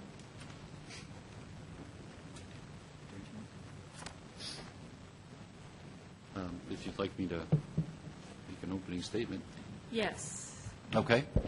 I know there's been some interest from members of the committee to bring back the start times to previous to this year. As all of you know, last year around this time, in fact, we were making some budget decisions that affected a couple of buses. Since that time, there's even been a 3rd bus that's been cut from our fleet. And the result of at least the first 2 was a different schedule for the high school. I believe they went back earlier, starting earlier and leaving earlier by 10 minutes. And the 10 minutes was tacked on at the elementary level for Hamilton Elementary and Stony Lane in particular, but all of the schools, Hamilton and Stony Lane being the schools that and the latest in the district. While they are not, if I had all that I could possibly have in terms of resources in the district, I would be the first to be asking you to put those back immediately. But we don't. And therefore, I see this as watching this closely. I have not received, that many. At first, I received a couple of complaints. There were a few people who came to our meetings, in fact. Since that time, I have not heard all that much from the community. I heard from a few parents at a Stony Lane PTO meeting when I was coming to address them about the budget. But overall, I feel it is something that, as a community, we have to work to adjust to. It's one of those issues that, while I see its importance, and I understand all the research about start times and high school kids and all of that, and I've been an advocate for it myself as a high school administrator and teacher, I do feel it's a matter of, if not this, then how do I find, the money to make this happen? We've looked at some options, and I've put some things in your packet with Mrs. King about, we talked about the possibility of some kind of collective stops for private school students and other kinds of options, and none of them seem to be could get us into some legal trouble or just not feasible. And so therefore, when I look at budgetary issues that I'm concerned about, particularly drawing from the operational budget, I'm always worried about staffing. My staff and I are looking very closely about staffing needs, particularly around special education. Forest Park comes to mind for me right now, where we're getting a number of students who have moved into the district recently, and I've had some discussions with Principal Amelot and with Dr. Pizzullo about how to possibly do that program a little differently. I may need some resources in that regard, and I'm doing an analysis of that over the summer, and we'll come back to you in August about whether I need some staff, whether I could possibly even need some more room in the form of a trailer to help me with the space requirements there. Or I may be looking at the option of moving part of the program to another school in the district, which would not be easy either. So I'm worried about that. I'm also worried about, even though I believe in the long term, we're obviously looking at saving a lot of money about the Davisville Elementary School program, and I believe that it's definitely a real savings to us. In the short term, we do need to be thinking in terms of 2015 and the operational money that will be required to to staff that program. And as you know, in the packet that I gave you, we would be looking at some additional operational expenses for some staff at the Davisville program. So I'm worried about that as well, and I'm also worried about our budget, which and the requirements for which prices of things tend to go up. So I'm a little worried about, unless we absolutely have to, committing to another group of buses to bring start times back to, a better place. While, it did affect the start times by 10 minutes, as I mentioned, one good thing that actually occurred with the changing of the start times is we were having a real problem at Wickford and Davisville middle schools in the afternoon getting those buses to those schools on time. And this is a problem that has been occurring since before Mr. Horan took the reins in the busing department. So it's not an issue that just happened. It's been something we've been living with for many, many years now. And it's not something that's going to, stop school from happening or a major emergency, but it's been something where some of our buses have been so late to those schools that the principal, assistant principal, and some people who would volunteer and help out, some paraprofessionals and so on, would actually have to stay for a while with groups of kids before their bus would come. Sometimes that could be 20 or even 30 minutes before that bus would show up to take the last group of kids back from school. So, and that problem got rectified when we made the changes last year and changed the start times a little bit. So I'm thinking that if we were to go back to the start times of a year ago, we would take on those problems again. We would incur a lot of costs that would be operational costs, so they would be annual, year-to-year costs. And right now, while I do feel it is an inconvenience to many of us, and I would certainly prefer the times be different, I'm not seeing any real evidence, and I think we need to see this over a course of some years, any real evidence of, reduced student achievement or any other major problems in our community caused by the start times being where they are. They're not exactly what I would want them to be, and I think many people, if we survey the community, will indicate that. But I think if we were to survey the community, we would also need to be asking, again, what are we willing to give up in order to get those start times where we would need them? And I'm not so sure the answers would easily fall into line with that type of a question in mind. So those are the general comments I have about, getting the discussion started.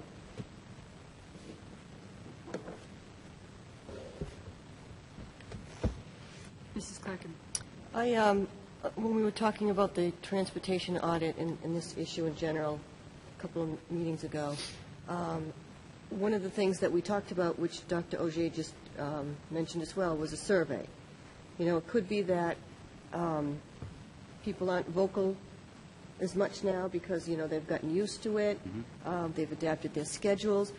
But, I think there still is a reason to, just investigate and find out, is this still a hot topic for people? I think we should do our due diligence in that respect before we, decide not to continually try to get these start times back. We could, I think I had mentioned last time that East Greenwich did a simple survey because they wanted to get feedback on a specific topic. Can we just put something, out there on the website? We could announce it through the listserv or something, just to get some feedback from the parents to see if it's still an important topic for them. I can prepare a survey that would go out in the fall. That would be Okay. helpful. Mrs. Avanzato and then Mr. Cerisi. Yeah, I was just going to say, I understand the concerns of parents. I remember, I think when my son was in elementary school, the start times were changed a couple times, and it was never convenient. But now it's less convenient because it's getting earlier and earlier. But when we look at what we would need to restore the 3 buses, I just don't know where that would be coming from. I know I had spoken to Dr. Auger about looking for funding for at least maybe 1, restore 1 or maybe 2, but as things turned out this year with an influx of unexpected students and other things, just didn't seem to be the funding. I would support looking further into it in terms of doing a survey to see where the parents stand. I just think everything we lose and don't get back, it just chips away from what we've had before. So I hate to see us give up on it completely, because, next thing you know, it'll be more buses and it'll just get even more inconvenient. So I don't want to just let it go. I think we should just see what the parents think, and so I would definitely support that idea. Mr. Cerisi. I would concur with that. I think, in the 7 years of sitting on this committee, it's, I think, what I've seen as most upsetting to parents and students is not so much the changes themselves, but the number of changes that are made, the inconsistency of changes that are made. Closing a school, opening a school, reopening the school that was closed, changing the start time, changing a bus run, and undoing it and redoing it all again. I think that type of inconsistency that we've seen in years past has been what's most upsetting and disruptive to everyone involved, teachers, students, parents. But I do agree with Mrs. Clarkin, as it's certainly not something we should write off and say, well, it's done and never to revisit it. I don't see any harm in, as I think Mr. Jones and Mrs. Clarkin and others have suggested, putting forward some type of new survey at the start of school. And the population of families and students at different grade levels has changed. We have done surveys in the past, but, you know, the demographics, the population numbers have changed since the surveys were done in the past. But I think, as Dr. Roger alluded to, you have to be very careful and very descriptive in those surveys, and people realizing that, you know, to put something on a survey, for example, do you want the high school to start later than 7:10, 7:15? Well, yeah, everybody's going to check off yes, but they have to understand, okay, so what are the ramifications of that going to be? You know what I mean? For everything we do, there's a give and take, there's a trade-off. So, you know, I think, you know, in working, the committee needs to, you know, have involvement, the community needs to have some involvement in developing a survey where people realize the ramifications of what box they check, what the domino effect that they're going to set into place if that should turn out to be the way that they would like to see the district go. I mean, you're correct in that it has to be worded specifically, but we may get suggestions from the public as to things that we think matter to them that don't, that they'd be willing to give up. And I think we owe it to them, we've been through the year, to follow up on this and get some public input, and then we'll know one way or the other, is this still a big issue for people? Dr. Roger, I guess, is that something that you could draft? What I'd like, yes. Over the summertime while you're not doing anything? No. Over the summertime, maybe I come can, back I to the can, committee in the fall? yeah, I can draft something together and bring that back in the first meeting in August, so we would have it prepared to go once parents come back in September. I might, you know, just thinking about this right now, I'm thinking in terms of, you know, having something in terms of asking questions about this, but about other issues as well. For instance, something to the effect of, you know, if the district had, you know, this much additional funding, how would you prefer the money be spent for, say, transportation, for technology, for staffing, for, you know, building maintenance, you know, those kinds of things, to give them kind of a range of topics that they may be interested in referring to. And also kind of a Likert scale style where, you know, is this something you feel very strongly about, or is this something you would just like to have if it were available, you know, that kind of thing. So you get a sense of how passionate people are for the issue. I'm going to, Mrs. King was signaling me. I would just say that if you're going to ask the question, you need to be well prepared for the answer. So you ask the question and then you get an answer that says, yeah, we want to put back 4 buses. You need to be prepared to move down some road, because people aren't going to want to answer questions. Well, what did you ask me for then? So I'm just trying to, you know, I certainly, 7 o'clock is way early. I'm sure people would like to have things more convenient. But again, you have to be really careful. You ask the question. You need to be prepared to act on the answer. Right. I think the survey could say at the top, understand that the committee is not obligated to move in any certain direction as a result of these answers. I mean, we've gotten, believe me, we've gotten plenty of answers from the community before, and we have not implemented certain things because we just couldn't.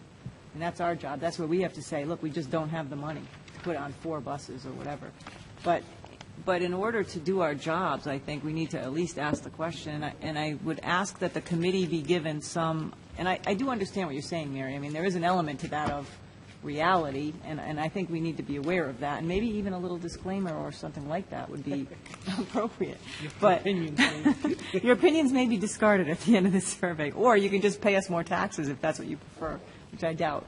But still, I would ask that the committee be able to have some, you know, input on the questions, you know, and maybe there could be some specific questions on busing, you know, just how our start times are really important. Would you like to see them later? And then other questions that qualify that with the other priorities, which I like your idea of prioritizing. So that's all. Mr. Mudge. Yes. I guess I kind of look at this a little differently than most people. See, I look at this as a question that, gee, I have a cut. You know, I've got to go to the doctor. I've got to get this fixed and so forth and so on. And see, I look at this as from a perspective of, you know, the research is pretty solid, and I'm not an expert on it, so I can't quote any facts, that especially with the high school, later start times are more beneficial to the educational process for the high school students. I don't think that anyone can refute that. Well, they they could, but that's been pretty sound advice from, our psychologists and everything else. So given that, it's like we know that at least science is telling us, I believe, that, we can do a great service to the kids by changing, especially the high school, their start times. And we went through this about 6 years ago with mixed emotions and this and that and so forth and so on, and made some accommodations. In fact, I wound up changing the vote to change the start times from, I think, 7 back to something later than that. But nonetheless, I think the issue should be approached that we should look at this and say, yeah, we recognize the value, okay, and the health value that will go along with the students at our high school, and then put a priority on that. Is it something that we want to tackle or not? And if we move the high school to a later time, then we should have the cost and the metrics of that and all the issues, and just present that to the community.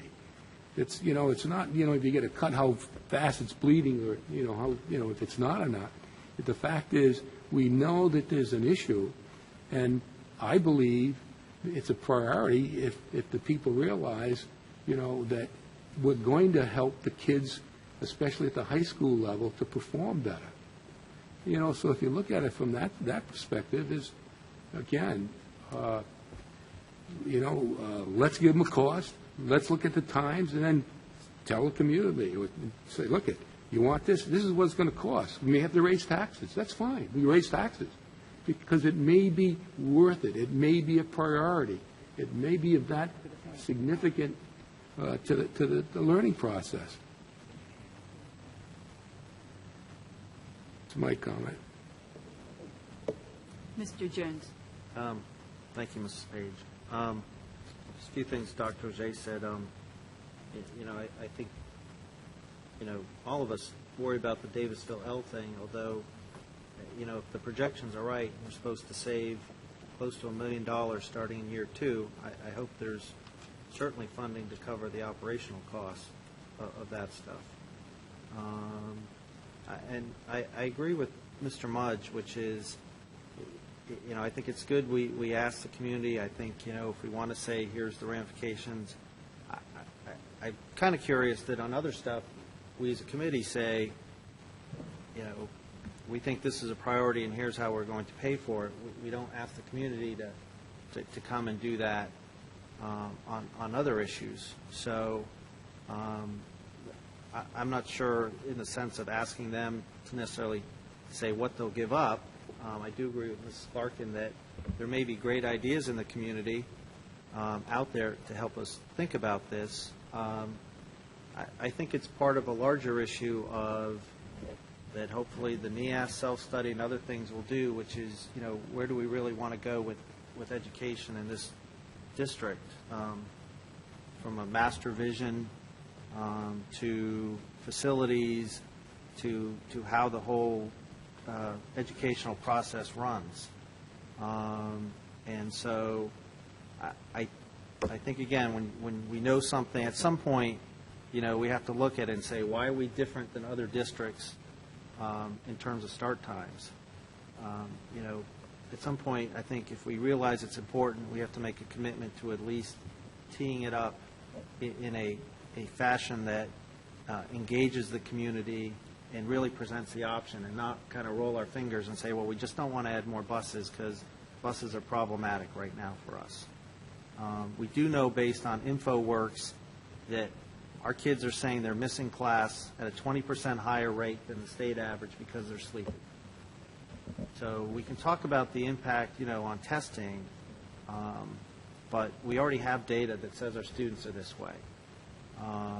So I hope at some point, we come around and say we made cuts based on necessity, and like Mr. Cerisi said, we don't lose sight of the fact that in hindsight, I don't think this committee in the past would have made the cut if they had realized the funding that came eventually in the previous fiscal year. So I just hope that, we don't continually look at this as something nice and of convenience, because I wouldn't be raising this issue if it was just a convenience issue. I raise it because I think it's part of the whole educational experience for our students, and it's important. Their start times, their health, their welfare is all part of them. We spend $58 million to give them an education, so we might as well ensure that they're not starting behind because they're tired or because of the way we're mandating that their school day runs. Well said. Mrs. Avanzato. Yes, well, I would agree with a lot of what Mr. Jones just said in terms of the importance of start times. I think the reason, well, it's kind of twofold. On the one hand, transportation is not, and correct me if I'm wrong, Mary Ann, legally, I don't know if transportation is something that is mandatory for school districts to provide. It is, isn't it, now? You have to be consistent. Right. You have to be consistent? You have to be consistent. So if we decide not to provide busing to anybody, we could do that. For example, there are some high schools in the state that have no busing at the high Therefore, school it's level. not mandatory. Busing is mandatory. Not at all levels. For example, there are some districts in the state of Rhode Island that do not provide busing to regular ed kids at the high school level. And What schools are they? Could you help me? Pawtucket doesn't provide busing to middle or high. Pawtucket being the district that I know of. Well, do they walk to school? Okay, Mrs. Well, Avanzato has that's the different. floor Well, right now. but the inevitable reality is that is one of the areas where people are cutting and cutting and cutting, and I do agree that at some point, we're talking about impacting education, and it's at what point, and also I feel like the more we give up, we're chipping away at what we've built here and our successes, so we have to be careful about that and look at it. I think the reason why we survey families about start times and maybe not about other issues is because that really does impact family life, start times do, in a different way than some of these other issues do. We can make, and we make them on Dr. Auger's recommendations, educational decisions. He's the educational expert. The start time stuff is a little bit more into the realm of family life, so I think it's important to see what the public says, what the families think about it. I would be interested in seeing how we are different in terms of, if we are that different, our high school, in our timing from other high schools and far earlier than them. I would be interested to see that. We did have some extensive studies done with a lot of people from the community participating, and there's a big report that they did. And they eventually concluded that because of a lot of the activities and after-school things and how every other high school is on somewhat the same schedule, that we really couldn't flip the start times with the elementaries or with the middle. So we were just looking at then adjusting start times by a certain amount of time. That was the previous finding, as I recall. Mr. Mudge. Yeah, I'd just like to comment on the busing thing. It is a state law. You must provide transportation. I believe it's like within a mile from the school. Absolutely. No, because there are some districts where, for example, even on the elementary level, you have to be consistent with your policy. Some districts, for example, on the elementary level, bus. Okay. I'll send you the law. It's not a mile. Your walking radius is generally determined by the district, because I know for a fact East Providence is much more than a mile and they're walking. But they're also busing students, aren't they? They are, but they have a bigger walking I think radius. state law requires you to provide transportation to the school. Mrs. Carroll knows. As I said, there are some districts that don't even provide it to the high school. It depends on the I don't district. care. That doesn't bother me. Maybe they got a justification. Point of order, Madam Chair. Can we Yes. get back to raising hands, please? If we could get the state law and open it up, 16-2. All right. Is there any further discussion on the school start times? We have on the floor, it's not a motion, but we've had a discussion about Dr. Auger having some sort of a survey for in the fall. He seems to be amenable to that, and it is the sort of thing that this would be something that he would bring back before the committee in August. Is there any more discussion that we need on that? All right. Do I have a motion to adjourn? Motion to adjourn. Do I have a second? Motion to adjourn. Second. All those in favor, say aye. Right. Aye. Thank you. Meeting is adjourned. Have a nice evening and a nice summer until we see everyone in August.